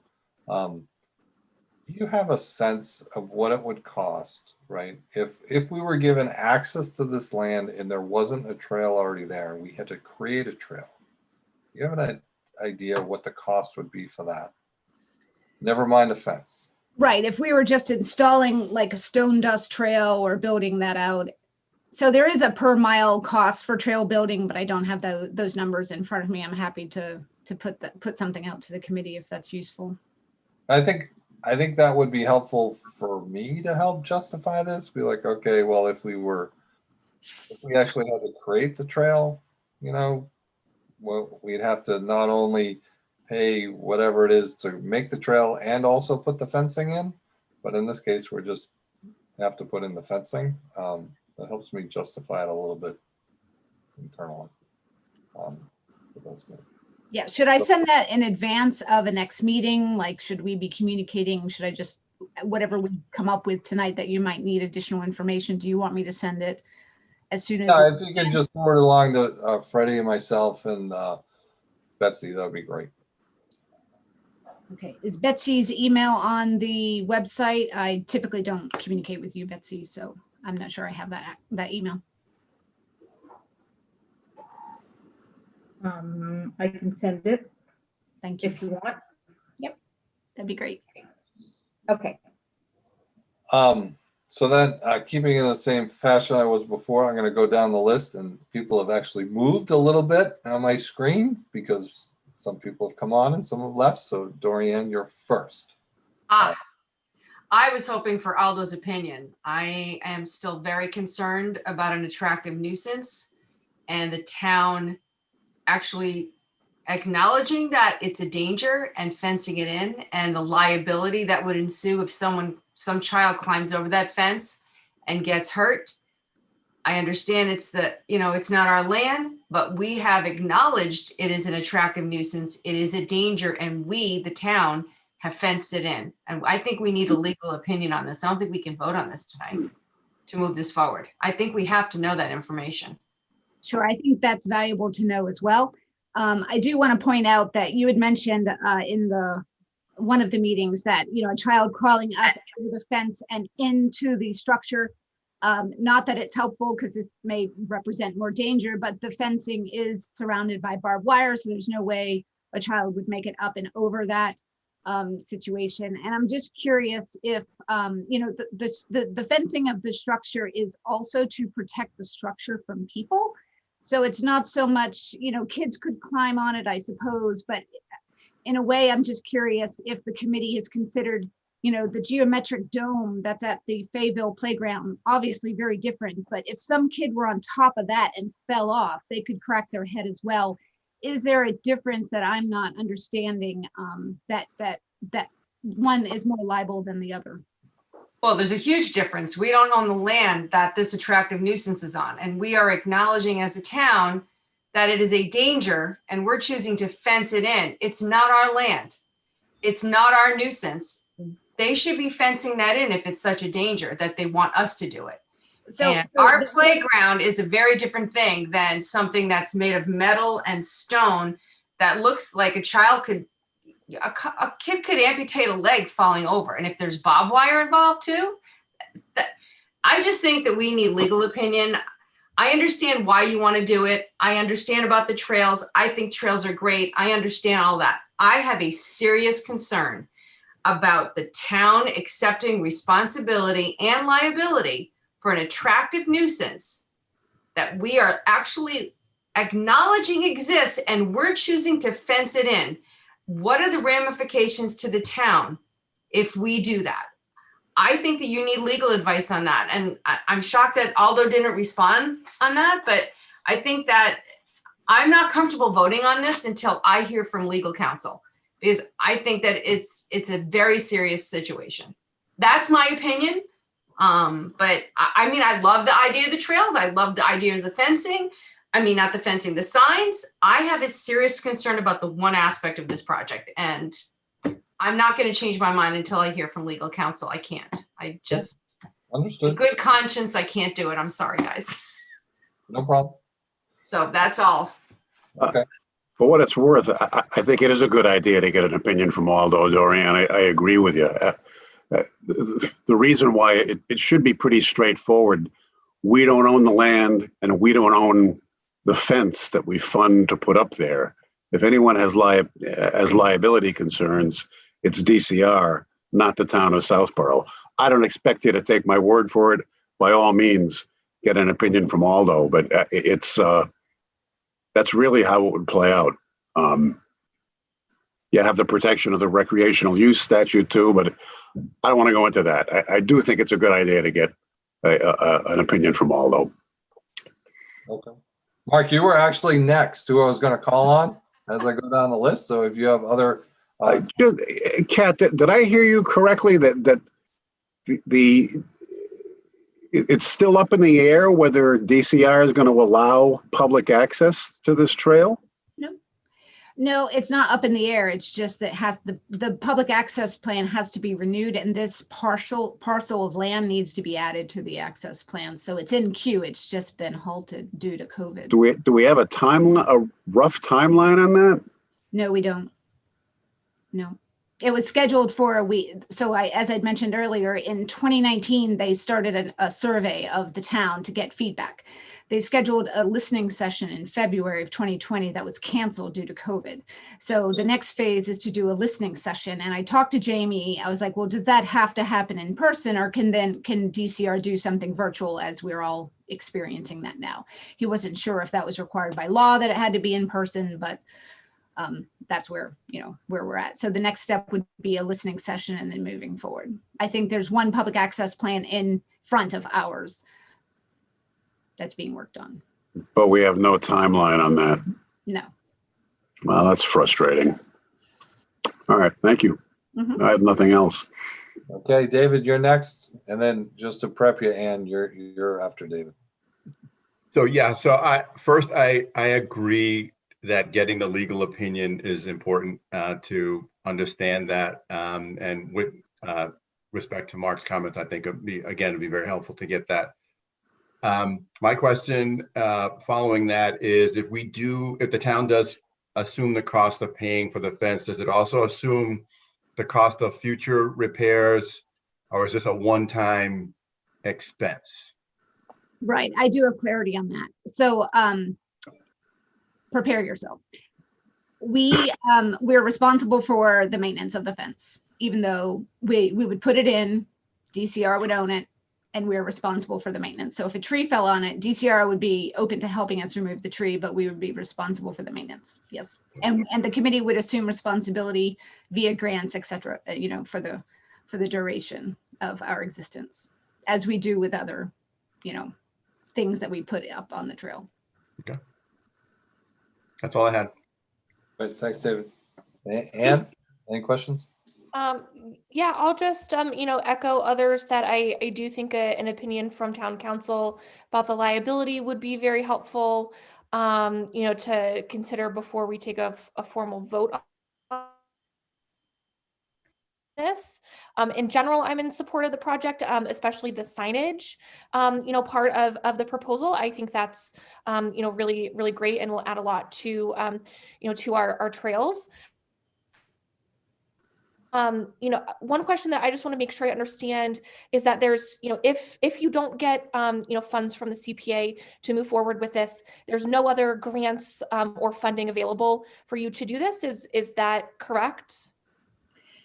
No, so we would be using, so ideally there are grants, but we can't apply for, ideally we go after the Mass Trails grant. That's 2021. We can't apply for that because we don't have a public access plan. Next backup plan is to get CPA funding.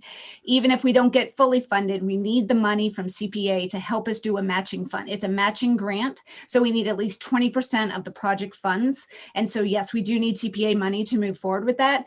And our project may be expanding, because what we discovered on our site walk is something we've always wanted to do, is make this trail accessible, so handicap accessible. And if we move the gate back up over the slope, which is what prevented us from making it a handicap available available trail, then we can have an accessible trail in town. So that would increase the expense of the project, which what we would be doing is going after the 2022 grant to help that plus some of the project we put forward here. Thank you for that explanation. Jennifer? I think the only question I had, Kat, was to clarify. So this is the last remaining piece of the Burroughs Loop, right? It is a big chunk, a big gap of the Burroughs Loop. Now I will clarify that, you know, there's still the challenge of the causeway going across Route 30. That's not safe. And also there's a Route 30 section down the road that is near this Framingham town line. That's a challenge as well. But this is the biggest gap in the two regional trails. The Aqueduct Trail and the Or Burroughs. like it's for the planned loop that's like planned as a trail. This is the last piece that's not done, right? That's right. Marlboro may have a few sections left, but they're not as big as this one. Right. Okay. Yeah, because I feel like also as like there's been a lot of publicity around the Burroughs Loop and a lot of investment by all the surrounding towns as well. It'd be a shame to have like our piece in Southborough be the one that's left out. So yeah, okay. I don't have any other questions then. So, Catherine, can you help me understand that grant process again? So if there are grants available, but first we need to have that trails plan in place that the DCR has to do. And even for us to put the fence up there, we still need that trails plan in place. Is that right? Well, we received word from Jamie Carr, the regional director, that we would be able to move forward with the fencing project. So I would obviously want to get a more firm word from him on that. But that was our July 29th meeting when he said you can move forward with the fencing, which is why we proceeded with this application. But the trails plan that they have to put in place actually gives us access to the land, right? The access plan gives us public access to the land, correct? Okay. Well, from a CPC perspective, I would make a requirement that you couldn't put the fence in until that trails plan was in place. Yep, we're fine with that. We're looking at a 2022 project, so we're trying to put all of our ducks in a row. We need funding for the matching grant. But just help me think about this logically, or no, I shouldn't say logically. In the way I think about things, right? So if we have to wait, we need that plan in place first.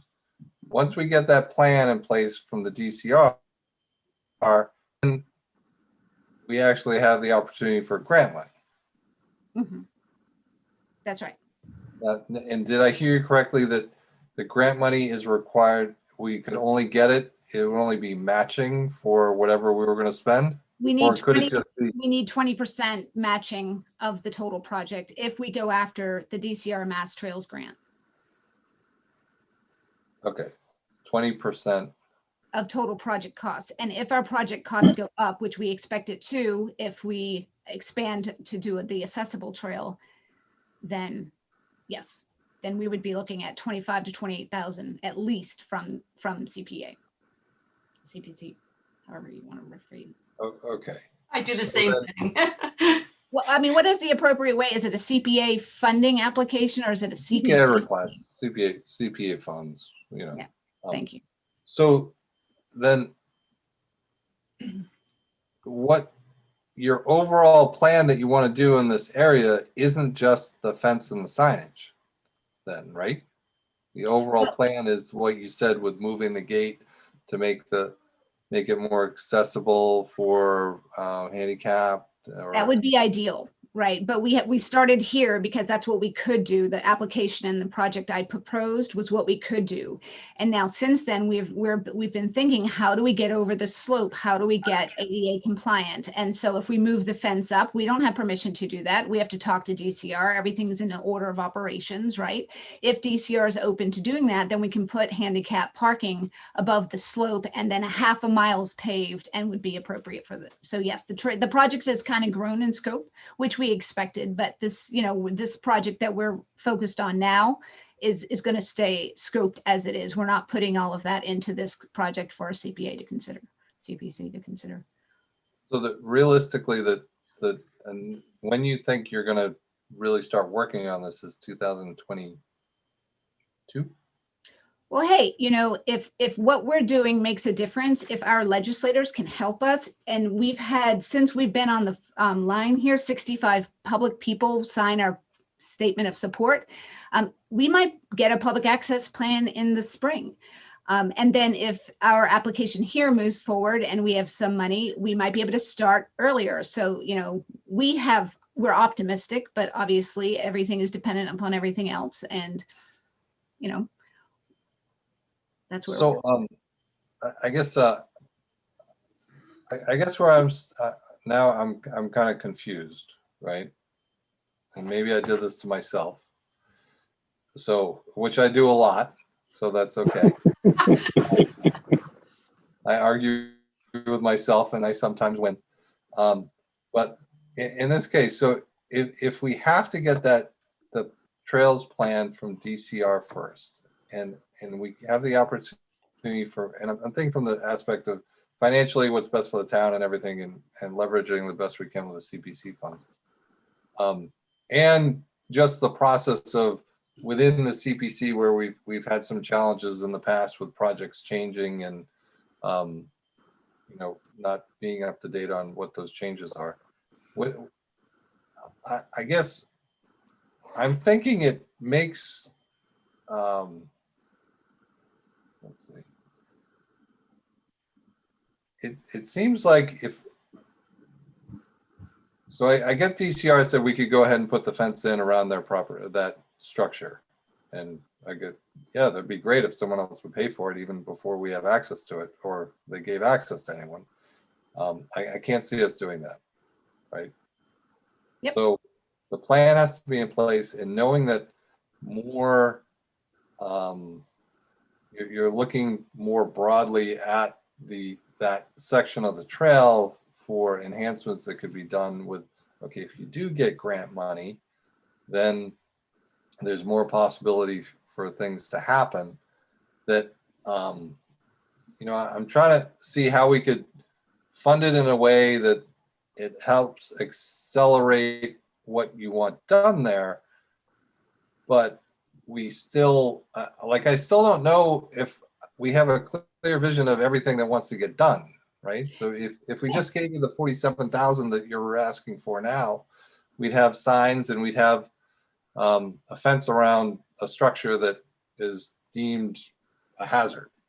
But you'd probably be back in the year after saying, oh, now I need, or now, not I, but we're requesting additional funds so we can move this and make it handicap accessible, which, totally justified and would be great to have it available for everyone to use. But I think, I guess what I'm trying to say is it would be nice if we had a holistic picture of everything you wanted to do there and how it could be done in the right phases with the town spend little as money as possible to make that happen, and leveraging the grants to really fund as much as possible. Does that make sense?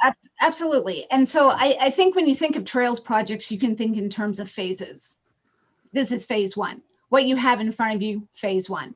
And we're not going to necessarily come back to CPA. I think I was at the last budget meeting. I understand the forecast, what it looks like. So I'm unlikely to get another project, funded in this way through CPA. What we're looking for is for the town of Southborough to commit to the trails, to a project in town. And I'm not actually sure if the town has ever really put, and this isn't on CPA, but I don't know that the town has ever put any money into a trails project. Trails, and as many of you know, this year out of all years is really showing how important open space is and how important trails and how many people really enjoy that. The investment of CPA funds, as I understand it, is to help advance a public purpose. And this money put forward, even if it's not the full amount, will help advance a public purpose, will help provide a recreational resource for town. And so even if it's an abridged number, it's a worthwhile cause from our perspective. And we would hope that the committee and the town people would see that. So we understand, budget is tight all the way around, funds for the town, funds for CPA, we understand. So we would obviously want to leverage some grants as well. But in order to do a grant, we would need money to match that. And going into a grant process in 2022 with funds in hand in an account would allow us to get that grant. If we don't have 20%, we're not getting that grant, and we're back at square one. So to your point, Andrew, I would love to give you, I can certainly write something up to see what our phases are, but I think for the purpose of our discussion, if you really wanted to just to keep it simple, the idea is to open up this trail, signage and fencing is phase one, and that's what's required. If we, the committee, can move forward with a bigger, broader plan that just enhances that, we're happy to share that vision with you, but I'm not sure it really I'm not sure it's going to advance our conversation or the vote for this. Well, and I think about to get it past town meeting, right? We need to be clear and concise on what we're trying to do. And not like be able to say, well, eventually we want to do this and everything else, all these other things, because that gets people distracted and they say, oh, we're getting wrapped into this big snowball that's going to roll out of control, right? So we need to be clear and concise. And if it's, say, if you need 20% to get things started of the 47,000, say 50,000, that's only $10,000, right? So could we scale this all back and say, okay, the Trails Committee is asking for $10,000 so that they can, once the Trails plan is in place with DCR, this will be seed money so that they can apply for a grant, and then they can do all this other stuff. Right. And I don't think 10,000 is the right scale. I think if you wanted to start with a number, you start at 28. Well, I'm just going off of, I assumed what you were asking for before was going to cover everything without any grant money. That's why I was doing. Yeah, the 47 would cover the project. Yeah. But if we have to scale back, which we're willing to do, and we understand we're all working together, this is what we would ideally like to come out with. So again, if you're looking for grant money, that's only. So just, I think to clarify, the grant money would be for like phase 2 to make this handicap accessible, right? Well, the grant money, right? It sounds like we're not, that the committee is hesitant to move forward paying for fencing on property that the town doesn't own. So, I get that. So I think ideally, if we're scaling that back, then what we're looking for is some of the money so that we can move forward with a grant. And if the Trails Committee by that time, which is a full year from now, comes up with a different vision that expands on a good idea to make it better, that's where I'm going with that. So we're not trying to confuse things. We don't have to talk about it, at town meeting. I'm happy to keep things really concise. We just get excited because projects, bloom and blossom and ideas come up, and that's really where we're at. So, that's how this is developed. So I just want you to kind of understand our perspective with that. And just to speak to one other piece that came up about public access, I did speak to Jamie Carr about the public access plan, which is being put in place. Typically, those plans last for 10 years. And I asked Jamie also if he could share if DCR has ever taken away a public access plan once it's put in place. And he didn't really have any information to share, so it's trending on the likelihood that doesn't happen. Now, obviously, DCR has the right to terminate all memorandums of understanding as well as public access plans if things come up, so we can't control that. Also to note as kind of a measure, a barometer, that Mass Trails Grant also requires about 10 years access to any property that's not owned by the property owners. So they want to make sure that the money they're investing in the project is at least available to the public for 10 years. So that's a good, just to help the committee understand perspective. I know I would love a 50-year lease or a 100-year lease, absolutely. But that's kind of where we're at now. Andrew, I have a question. I'm sorry. Catherine, what happens if we don't fund the fencing? What happens to public access? I think we would have to wait. I mean, public access, they would open it up, but I think there's going to be a caveat that they're not going to allow people, right? Well, then they're not allowing public access. Yeah, until the infrastructure is covered up, protected from people. So we won't get public access unless we fence the attractive nuisance in. Well, that's, I mean, I have to say, like, we haven't sat down and talked to DCR about every detail because we still have not had a public access plan. What we do know is in 2017, we sat down with MWA and DCR and they said, we need these structures fenced in to protect the dam, to protect the infrastructure from people, you know. So Does their public access plan, as soon as they write it up, does that mean we can access it immediately? Well, that's, I think, what Dorianne was asking. And so I'm thinking that I haven't really considered that, but I think they're going to have an issue with people going on there if what they've required for fencing isn't happening. So that's, I mean, you know, obviously I'd want to double check. It's a good question. I can bring it back and check in. They told you they required a fence, didn't they, Kat? I mean, that's the bottom line. Yeah.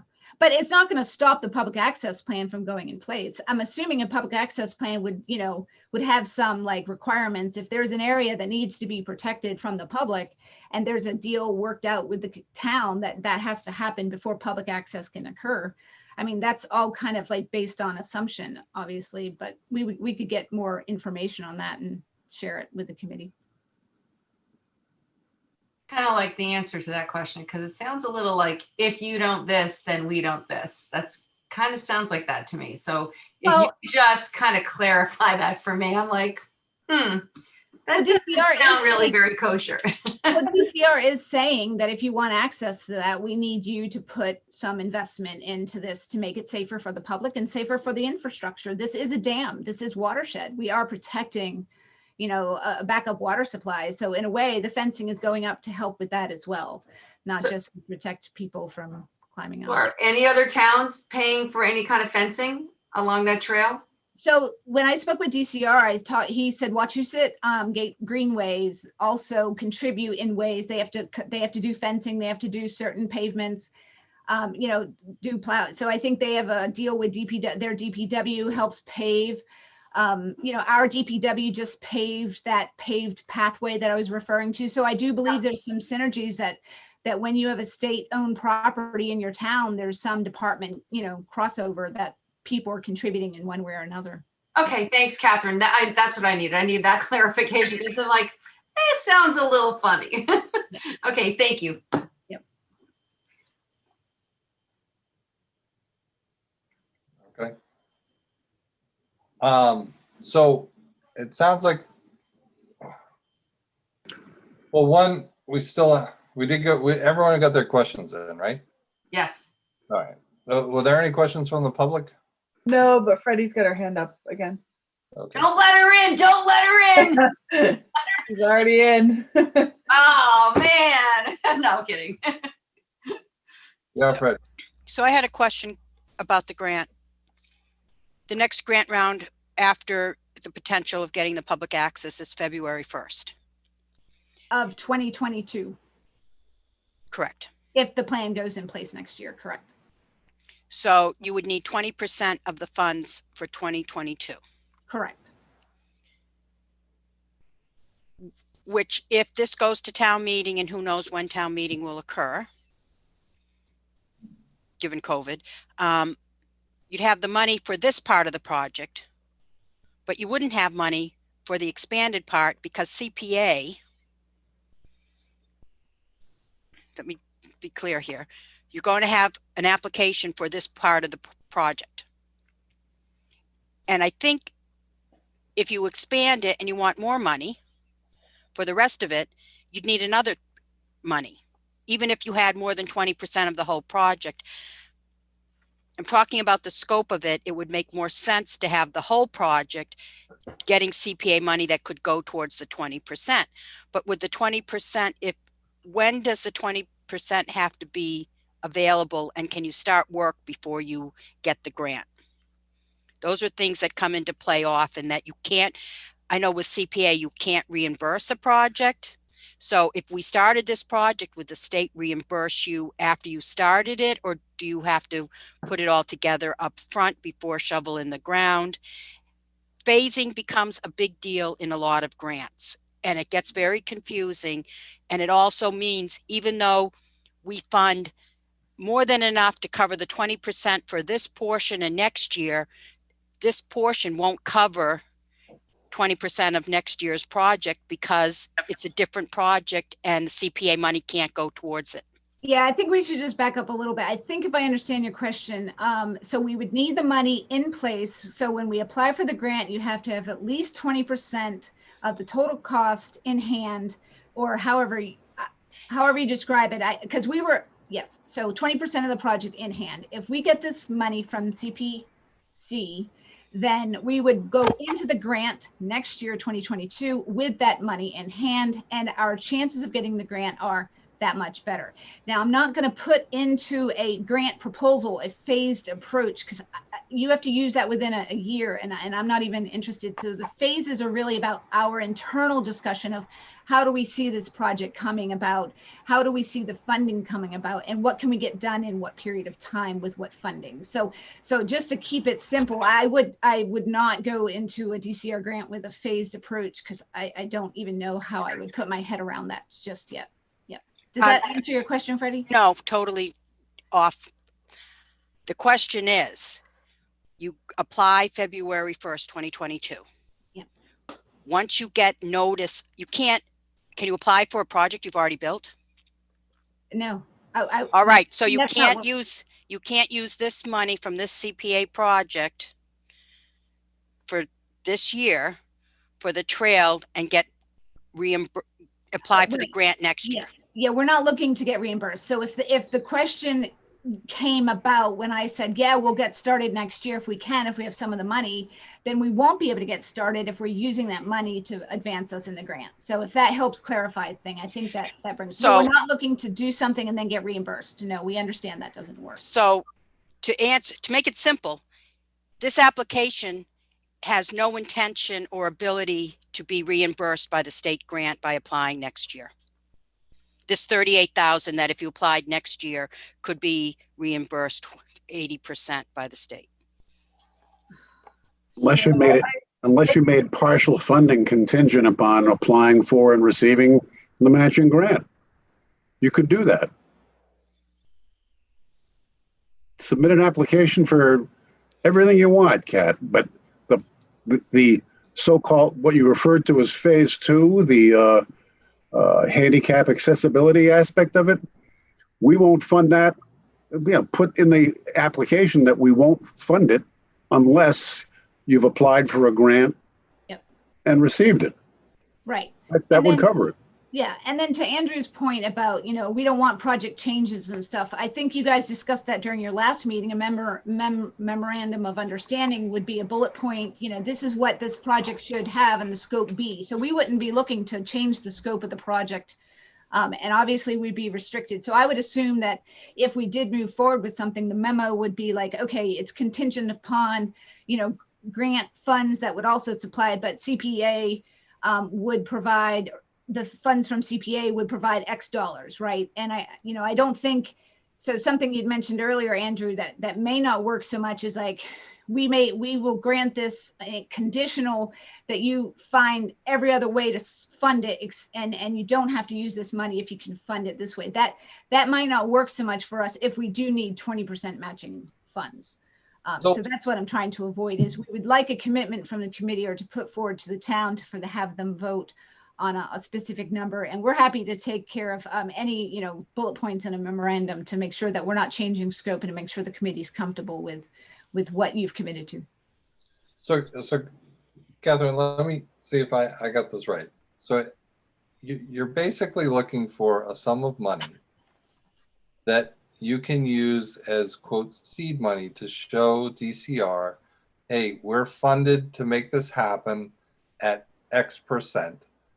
And then you can apply for a grant that might help it go even further to make it even better. And that's fine.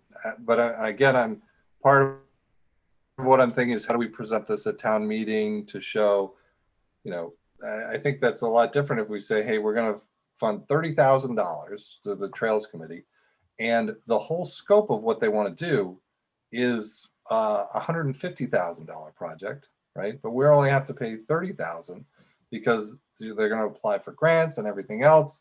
And here's what they're going to do with the grant money and the CPC funds. But they need this 30,000 to even apply for the grants. Right. And so let me back up. Ideally, CPC would fund the whole project. Simple, done. But we've had pushback. So now we're talking about matching grants and adding grants to the fund. So our first proposal is our application. Here's the project. Would you be interested in helping us advance this for the town? Then the conversation changed directions to, well, not really sure we should commit this, not sure, it's not our property. So then the committee is being flexible and grateful that we're here, but flexible to, okay, we get it. If we have to, we'll just, can we then extend the timeline and approach it Plan B? Plan B is getting additional grants. So however we think it should be presented for the easiest, most concise way at town meeting, we're open to it. If it's to not talk about our dreams, no problem. We won't do it. No, Keep it simple, right? I get that it might be easiest to just ask for CPC to fund the whole thing, but I mean, we have to be fiscally responsible with our funds too. If there's other avenues to get the money that doesn't come out of the town to pay for it, we need to make sure that those avenues are pursued. Absolutely.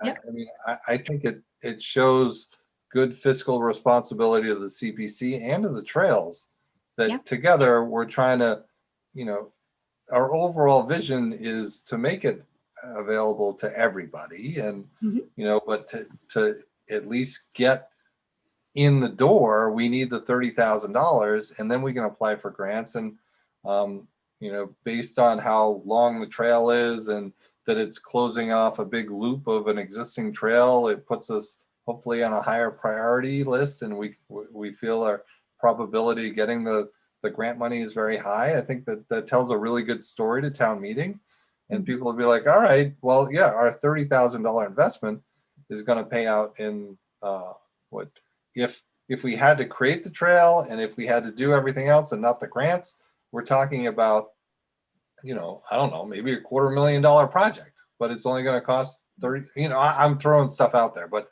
you see what I'm saying? If we can show that, what the town is actually going to get from a $30,000 investment, that's a lot different than just saying, oh, we're going to pay for the whole thing. So I know we've talked, we have another project to get to still, and we're still waiting for Aldo's opinion. But I think, so we'll keep this on for next time as well to see, hopefully I'll have Aldo's opinion. And then, but if you think about that, what the quote number would be, and I think augmenting the application to show what the entire vision is, not in phases, but kind of like what I just said, that, hey, with X amount of money and grants that we think we can get, this is what the total benefit to the town is going to be with a dollar value. Does that make sense?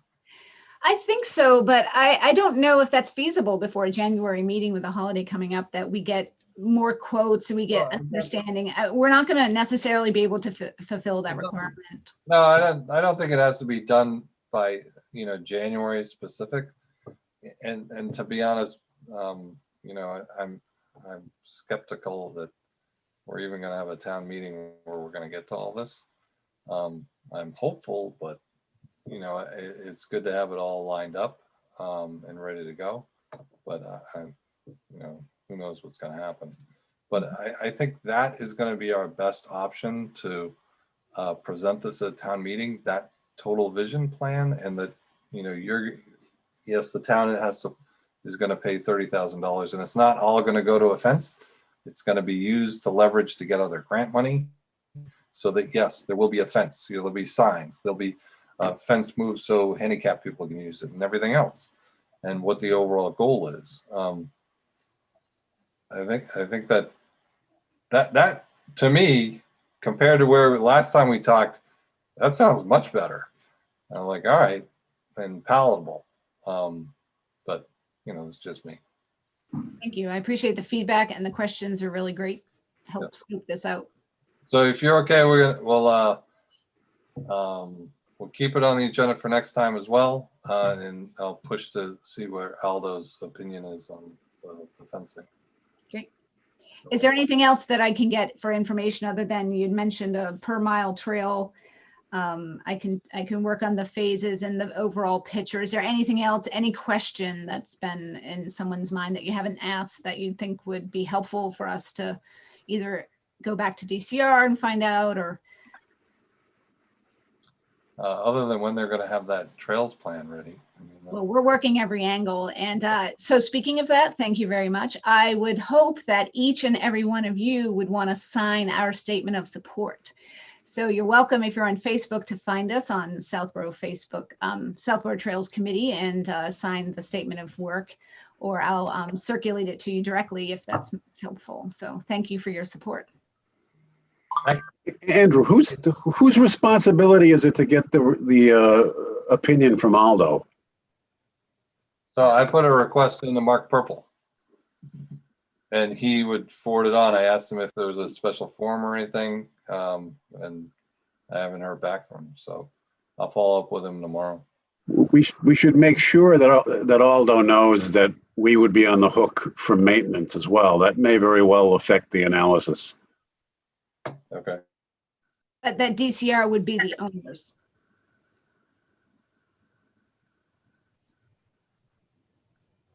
Okay. Thanks, Jen. You're welcome. Okay, thanks. Thank you. Everyone. All right, have a great night and happy holidays. Happy Yeah, you too. holidays.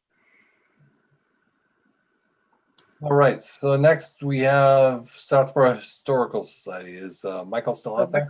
Yep. You promote him.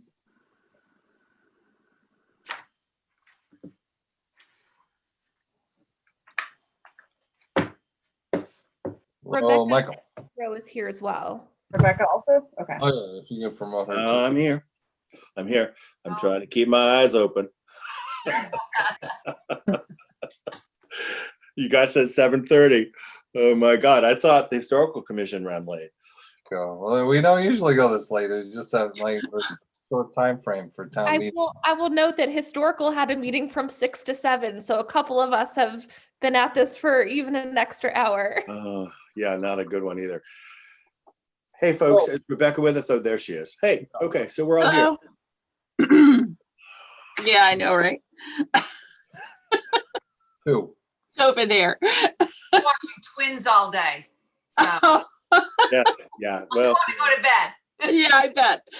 Well, we can be very concise Brief. here. Well, I know you weren't at the last time, so if you want to give a little, as chairman of the Historical Society, still correct? yes, I'm still president, but Rebecca's the lead on this, so I'm going to let her take this off, and then I'm here to provide. He's here to fill in the blanks. Okay. Blank filler. Yeah. So we talked last time and you had some concerns regarding previous applications, I think, and work done on the museum building. And I can't remember if there were any other things that you wanted to clarify. Well, the painting aspect, we got word from the coalition that would not be something that we should fund. The painting, we knew that Okay. last time. I'm sorry, the painting analysis? The exterior painting was considered maintenance. But we did not request exterior painting. Right, this application is just for a review, a site assessment to assess what type of paint to be used that And is also- historically accurate. Yes, and also to do a historical paint analysis to see what color this building was originally painted. Our photos show clearly it was not white. It had different paint colors on the coining, which are the little squares on the side of the building, and probably was some version of tan and green, tan and brown, very different from what it had previously, along with shutters. what we have now is sort of the 1995, 1998 Assabet Valley, reconstruction of this thing. And as one of the 3 historical buildings that the town of Southborough owns, in addition to the library and townhouse, which you guys have been discussing, all night, this is a very valuable structure. And, what we're asking for is some analysis monies to take a look at this and move forward in a consistent manner, as opposed to an ad hoc manner. Taking a look at the window structure. Our windows, unlike the townhouse, we have an opposite problem. Our windows don't close. Some of them are open on the top by an inch or 2. They're stuffed with insulation. They've been painted shut. Our storm windows are gone. They've been demolished over the years. Only a few of the windows actually have storms. So, the building has not been received any exterior maintenance essentially in 20 years since it was restored, but that's not the intent of this. What we're trying to figure out is, what type of windows do we need? Can we use exterior storms? What functions with the Interior Secretary's guidelines? How can we do this in a historically responsible sort of way? And how can we do this in a cost-efficient sort of way? So when we met with Lynn on the Historical Commission about the townhouse windows, I was so impressed with her and the work that we did, that via the society, we requested her to submit a proposal to us to do some investigative proposals on this, on the building. Again, we're in the same story into what I chimed in before. If we keep delaying this stuff, it costs 5 times more. So, that's sort of where we are. I think the total cost is $9K here. And Michael, I should have asked when John was on, but he's in favor of this too. I mean, the building is owned by the town, correct? Yeah, the building is owned by the town. We're just a sponsoring organization for this. So, we're just sponsoring. Go ahead. Facilities standpoint for priority, where does this fall for them? I have no idea. I mean, we work from a priority from historical preservation, both on the commission and on the society. And that's often at variance from where the town is. I mean, they're often interested in a new salt loader or, whatever else they're interested in. So, we can only do what we can do, which is advance our priorities here. I do know that, as a town, we're wasting a lot of money on this structure, heating it even to a minimal value, with windows that don't firmly close. So, again, we're in the same position of long deferred improvements to this structure. And, maintenance on historic structures, as Lynn discussed with you, and I won't go in again, is preservation. So there's no getting around this. But again, this proposal is simply to do an investigative study of this, to say what we actually need to do in order to apply not only to CPC, but additionally, potentially outside funding. But there's no outside funding for this investigative portion of this. So, I mean, this is something that really needs to be done, to get this advanced. Okay. And the manner I did this before, I'm actually going to go in reverse for questions from the CPC. So Jennifer, I'm going to ask you first. Do you have any questions? I guess let's see.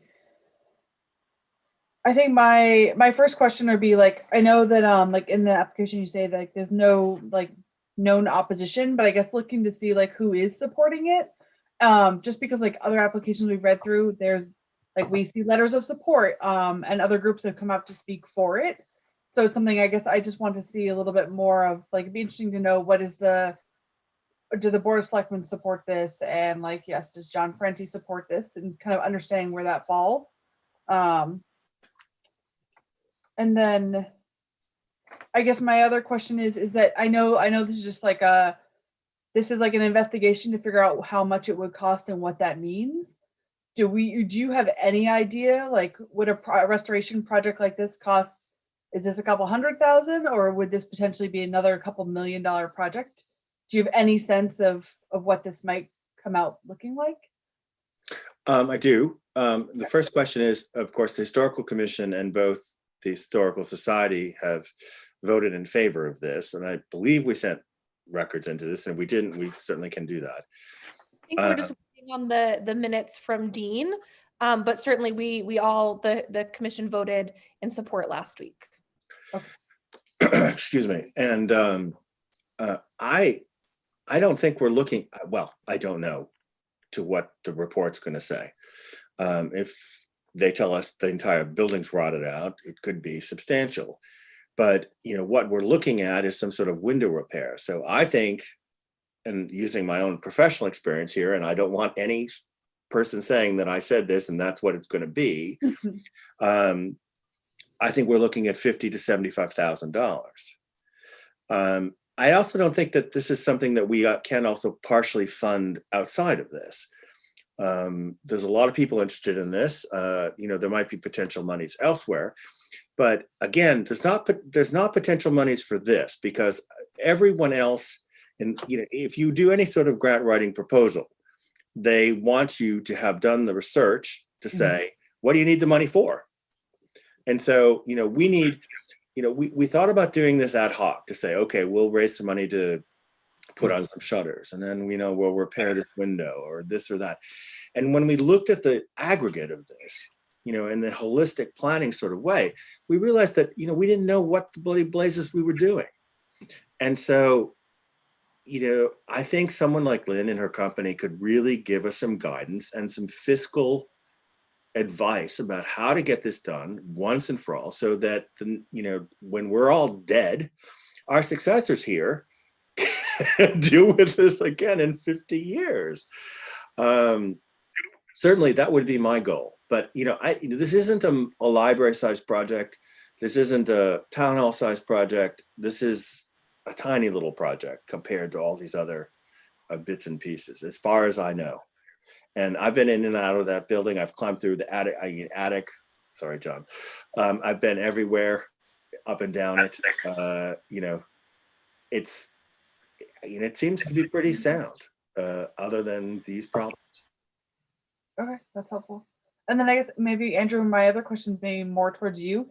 Is this something that more of the CPC administrative funds could be used towards, or to have to come out of the historical bucket?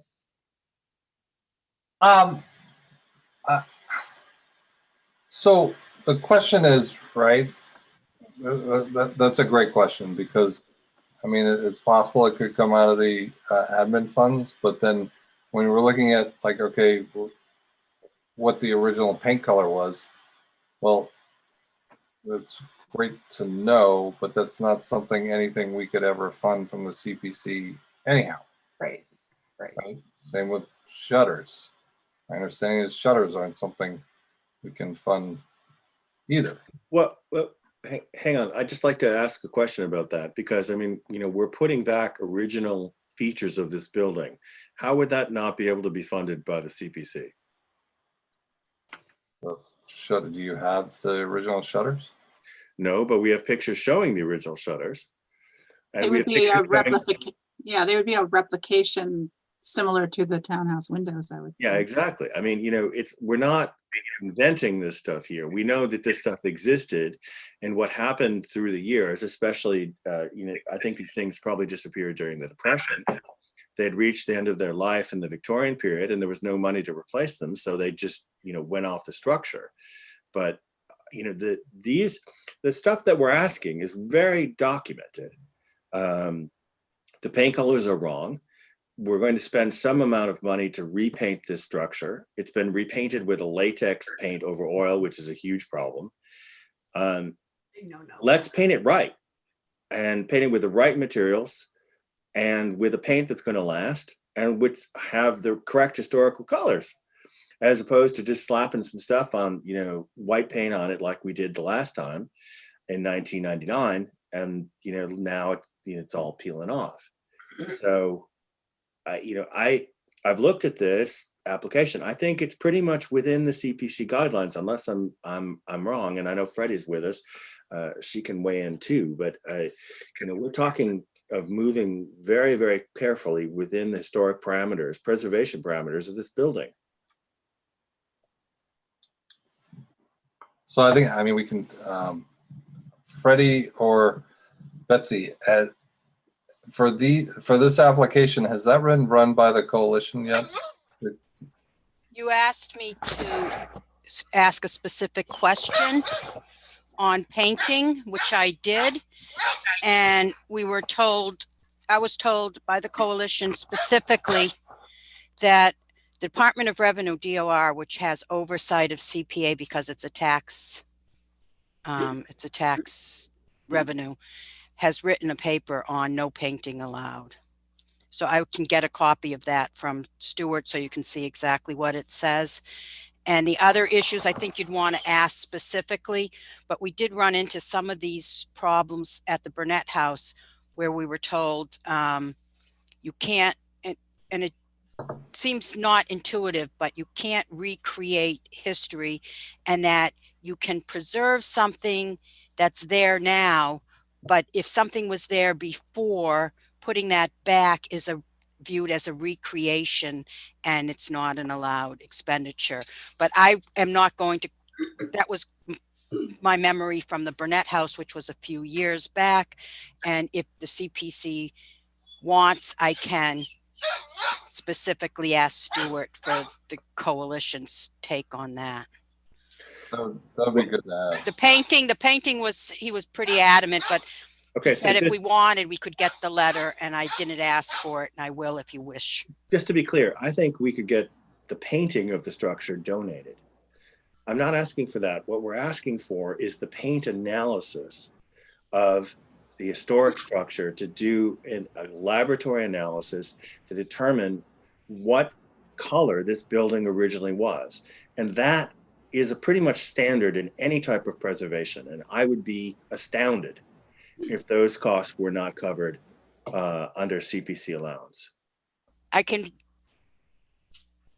be specific to that. I had just asked what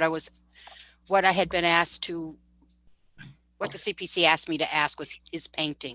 I didn't ask about the analysis, which is actually maybe a different topic.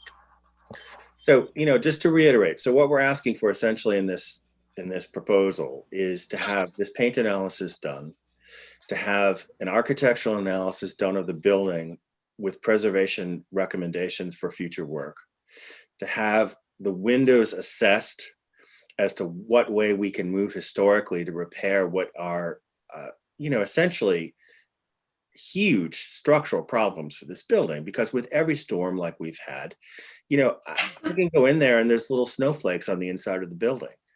I've sealed them to the best I can do, but there's 2 inches gaps on top of these huge windows. They're not moving anywhere. So, this is some level of urgency, but I'm fairly sure that we can find additional sources as opposed to CPC funds for the actual work that would come once this survey is completed, but that's a year or two down the road.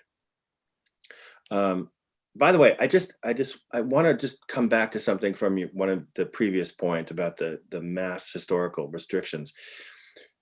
And I raised my hand, but I wasn't able to say this. I hope you do pursue these funds from Mass Historical, because even if you receive $5,000 and they hold the preservation restriction, you will save tens and tens and tens and tens and tens of thousands of dollars, because the Historical Commission was essentially forced to hold the restriction on 84 Main Street because no one wanted to pony up the $70,000 or $80,000 it was going to cost to have Spinea or one of these other folks host these restrictions. It's not free. They take a percentage of the cost. So there's a huge additional cost involved in having these outside entities hold these preservation restrictions, which is why at the end of the day, the Historical Commission, which really didn't want to do this, decided to host this. So hopefully, that if this is indeed the case, as Lynn said, that you can get a preservation restriction with a small level of this grant, this is something I would urge you to pursue for these other projects, which of course has nothing to do for this, but just FYI. Yeah, thank you. So Jennifer, you had the floor there. Do you have any other questions, or you're good? No other questions. All right. So Anne, you're next. So my only two questions were answered in response to Jen's questions. So I'm all set, and we'll just say in general, I'm very much in support of this project for the Historical Society. Great, thanks. David. I think given the level of detail that we've heard, I don't have any further questions about what we're being asked to consider. Okay, Mark.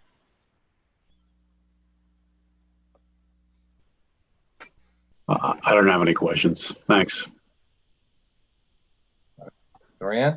I do. I have questions. I have one question. I'm looking after reading your report. It'll cost you $10,000. No problem. Let me write you a check. You're talking about the steps to the entranceway that are awkward and they don't fit right and they're dangerous. And then you also reference the west elevation that's showing decay, and it sounds a little bit like maybe that needs to get redone. If you're changing the staircase, the stairs, they're now going to have to be ADA compliant. So have you considered that? And is that going to be part of the report? Because that's going to yes. It's going to have to be, I'm just making you aware, they're going to have to change. No, we totally know this. I mean, it's already an ADA violation the way it's currently set up. This is a huge problem because, not only does the Historical Commission meet there, but Trails meets there. This is also open to other town groups. The Board of Selectmen have met there. These stairs are out of code in an astounding degree. We already had one of our members, someone here's with us today, actually fall down them. So it's a problem. And that's something that needs to be addressed. Again, I think we can probably get some volunteer work from, landscape companies to help us with this. It's not a huge, this happens to be my métier. I know what we're doing here. This is like a $3,000 or $4,000 fix. What's more interesting here is, the railing that would need to be installed and how to make that both, lighted and historically appropriate. So that's my concern, is the historical appropriate. Yeah, well, that's why we need Lynn and her company. I mean, otherwise, we're going to get what we got, which was some emergency slap up of some huge LED panels on top of the cornice that, totally violate, the whole spirit of the building. I really think we can do this in a very economically responsible fashion, but we absolutely need this guidance in order to get this, get this process through. Yeah. Can I just add, as someone who does fundraising and grant writing as my day job, I can say that having an analysis, a site assessment done with this gravitas from this organization would go a long way to helping us raise funds for the actual work, including grants that are state grants, foundations possibly, and even a capital campaign, a small capital campaign to get donations to help with the work. Having a well thought out project with a professional assessment behind it would be extremely helpful. I would add essential. Yeah. Okay. Joanne, anything else? No, I was just concerned about if we change the stairs, that because they're going to have to be ADA compliant, concerned about the historical correctness with the building. And I'm just kind of throwing another wrench into the fire, so to speak. That's our top priority, Dorian. It's not at all. And no, I value that. It's not at all, because the stairs are a huge problem. There's a ramp up there now, which they threw in the 90s to sort of make it quote unquote ADA compliant. It's an eyesore. Well, not only is it an eyesore, but it's compromising the foundation. Yeah. Yeah, I know this absolutely has to be done, and it's going to be done today, or it's going to be done tomorrow after someone falls down this thing in a lawsuit. So let's try to get this stuff done as soon as possible. Okay. Thanks, guys. Thanks for. So I know there are a couple things we're going to talk to the coalition. Freddie's going to check, or I'm going to ask Freddie to check from a budget standpoint if we have enough admin funds, or typically the admin funds, what happens, they roll over from one year to they go back to the pool of money for the CPC. It's not like you lose it, or you don't use it and you lose it, but it's not something that carries over and it builds.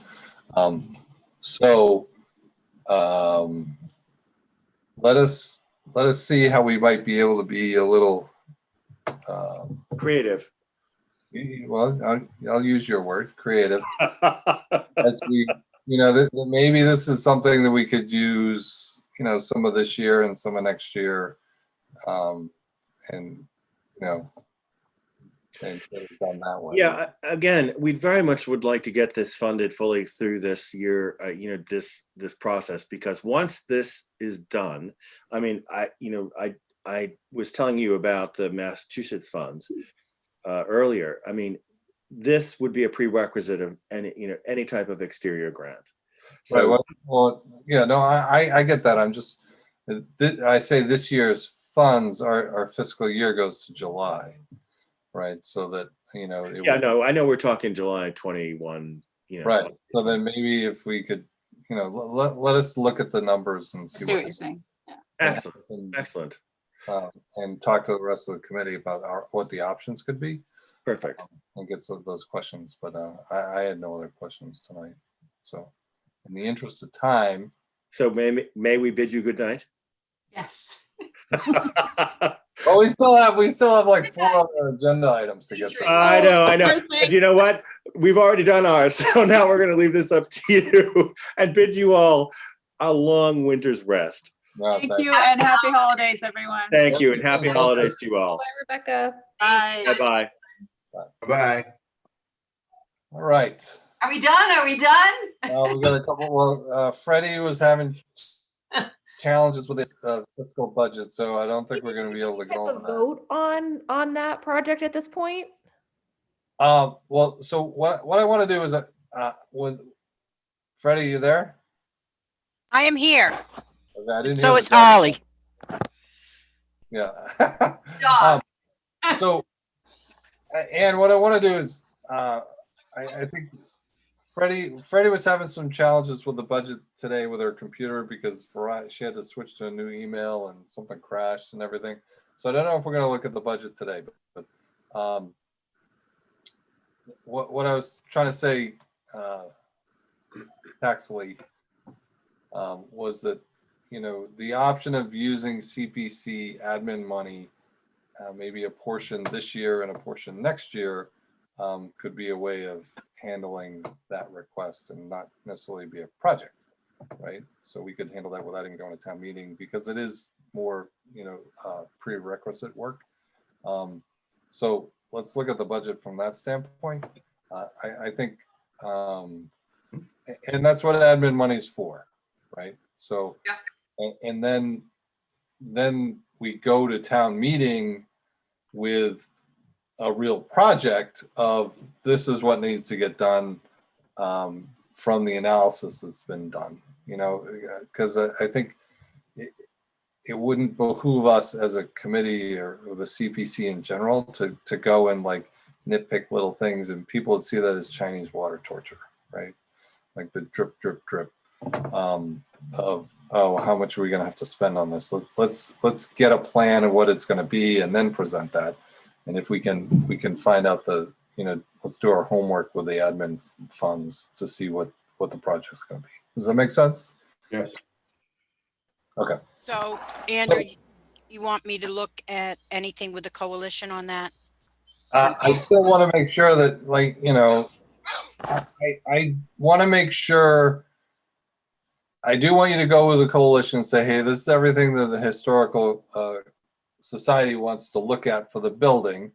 One, let them know that we're looking to fund it through admin, because they want to know. And two, if they, what could we fund going forward if, could we repaint it to be what it was? I think we know the answer to that. No. What about the shutters? What about the window? The other pieces of it is if it's, not a whole exterior rehabilitation or restoration, is that okay? I don't want to set up the expectation that, okay, we funded the analysis, but hey, we can't do any of it. I'd want to know that going into it so that everyone's on the same page. Then, we find out later, like, oh yeah, you submitted an application for what we funded so you could figure out what it originally was, but we're not paying for it. So I think that's only fair.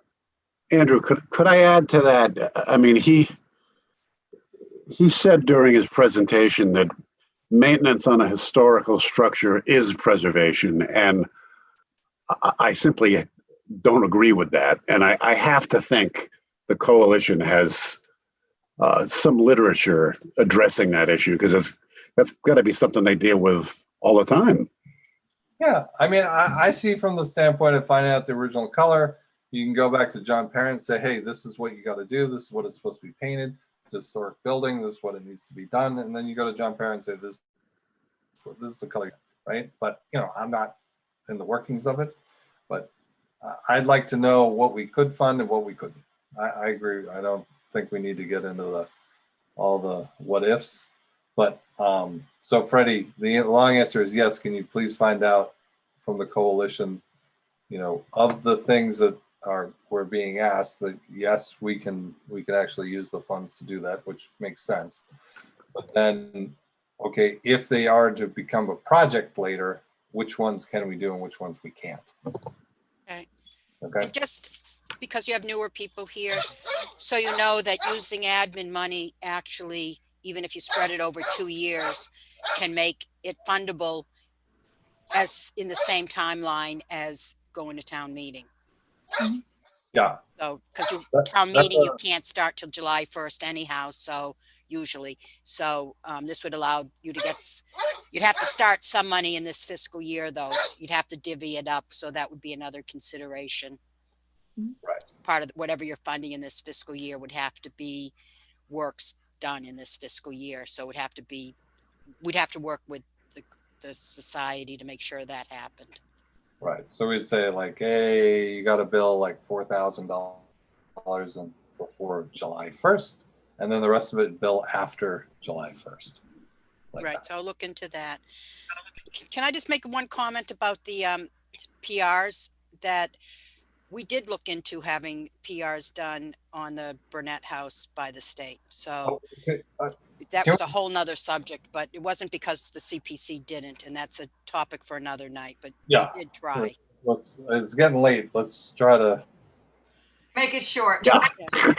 just don't like to leave misinformation hanging out there for people to believe it.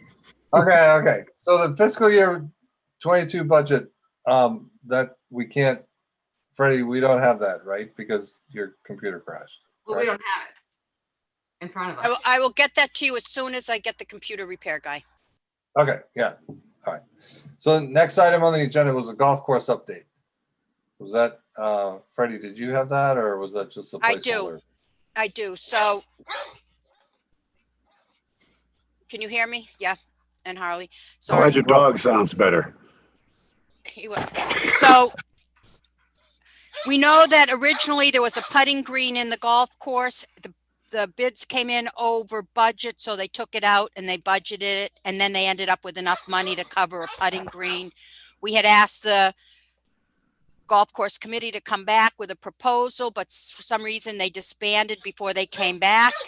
And Mark Purple would like to know what he needs to do to move this forward. So can we just ask him to have a presentation? He asked me to let him know what he needs to do so we could put him on a future agenda to come in with a proposal sooner rather than later, because you need to get the bids out now for next spring, work to start as soon as possible. And if that's my understanding of where we left it before, that we could fund it under the money that's still there. It was in the original proposal. So all they need to do is come back with it. They have funds that they hadn't spent from the original proposal, and they still have their contingency, correct? That's what we're talking about. They have both extra money and contingency. I don't know how much this will cost, but it seems to not even need to go into the contingency off the top of my head. And I can look into that and ask, all we need to do is tell Mark Purple, we will put him on what he needs to do, put him on the agenda and come with a proposal. Is that, or have somebody from the golf course? Yes. So Yeah. I will do that tomorrow. That'd be great. Maybe not the next agenda if you're full, but we'll see. Yeah. Okay. Then we had, are we good with that one? It also looks like, Freddie, they've been cutting down some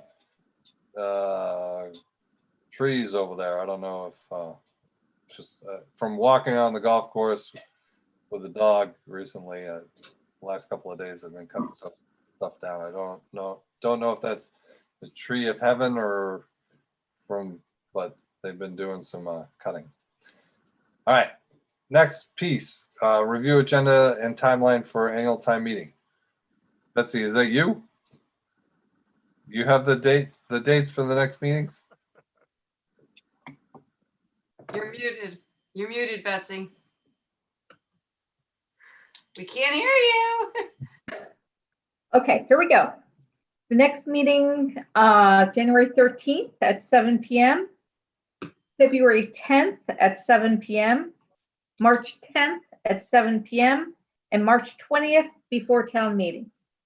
Can you review those one more time for me, please, Betsy? January 13th, February 10th, March 10th, and March 20th, which is town meeting day. Which is probably not going to be town meeting day. You never know. Okay. So even though I agree, Dorian, I don't think it'll be town meeting day, but I think knowing what happened last time, they're gonna push or that we get everything be ready for the 20th, and then they'll make the call at the last minute. So we still have to kind of keep the pedal to the metal on this.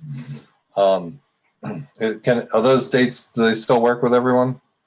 Yeah, thanks. Because every one of those dates is a personnel board meeting also. So I'm going to have a really fun day. Okay. Yay. Thanks a lot. Wow. Exact same schedule. So then, any other questions on that piece? All right. The only other item on the agenda is a motion for adjournment. So moved. Second. All right. One second. I do want to say, I appreciate everyone being involved and making this happen. I know that these meetings have been a little bit longer than typical, but thank you, David and Jennifer. It's great having you on board. I hope you're enjoying it, and I hope everyone has a great Christmas, happy holidays, and happy New Year. Thank you very much. All those in favor of the adjournment? Mills, yes. Aye. Zinsky, yes. Joyner, yes. Murphy, yes. Beth, yes. Hanson, yes. All right. Thank you. And Betsy and Freddie, thank you for all your support. We couldn't do this without you guys. Nicely done. Holidays, Thank you. guys. Thank you all very much. Thank you.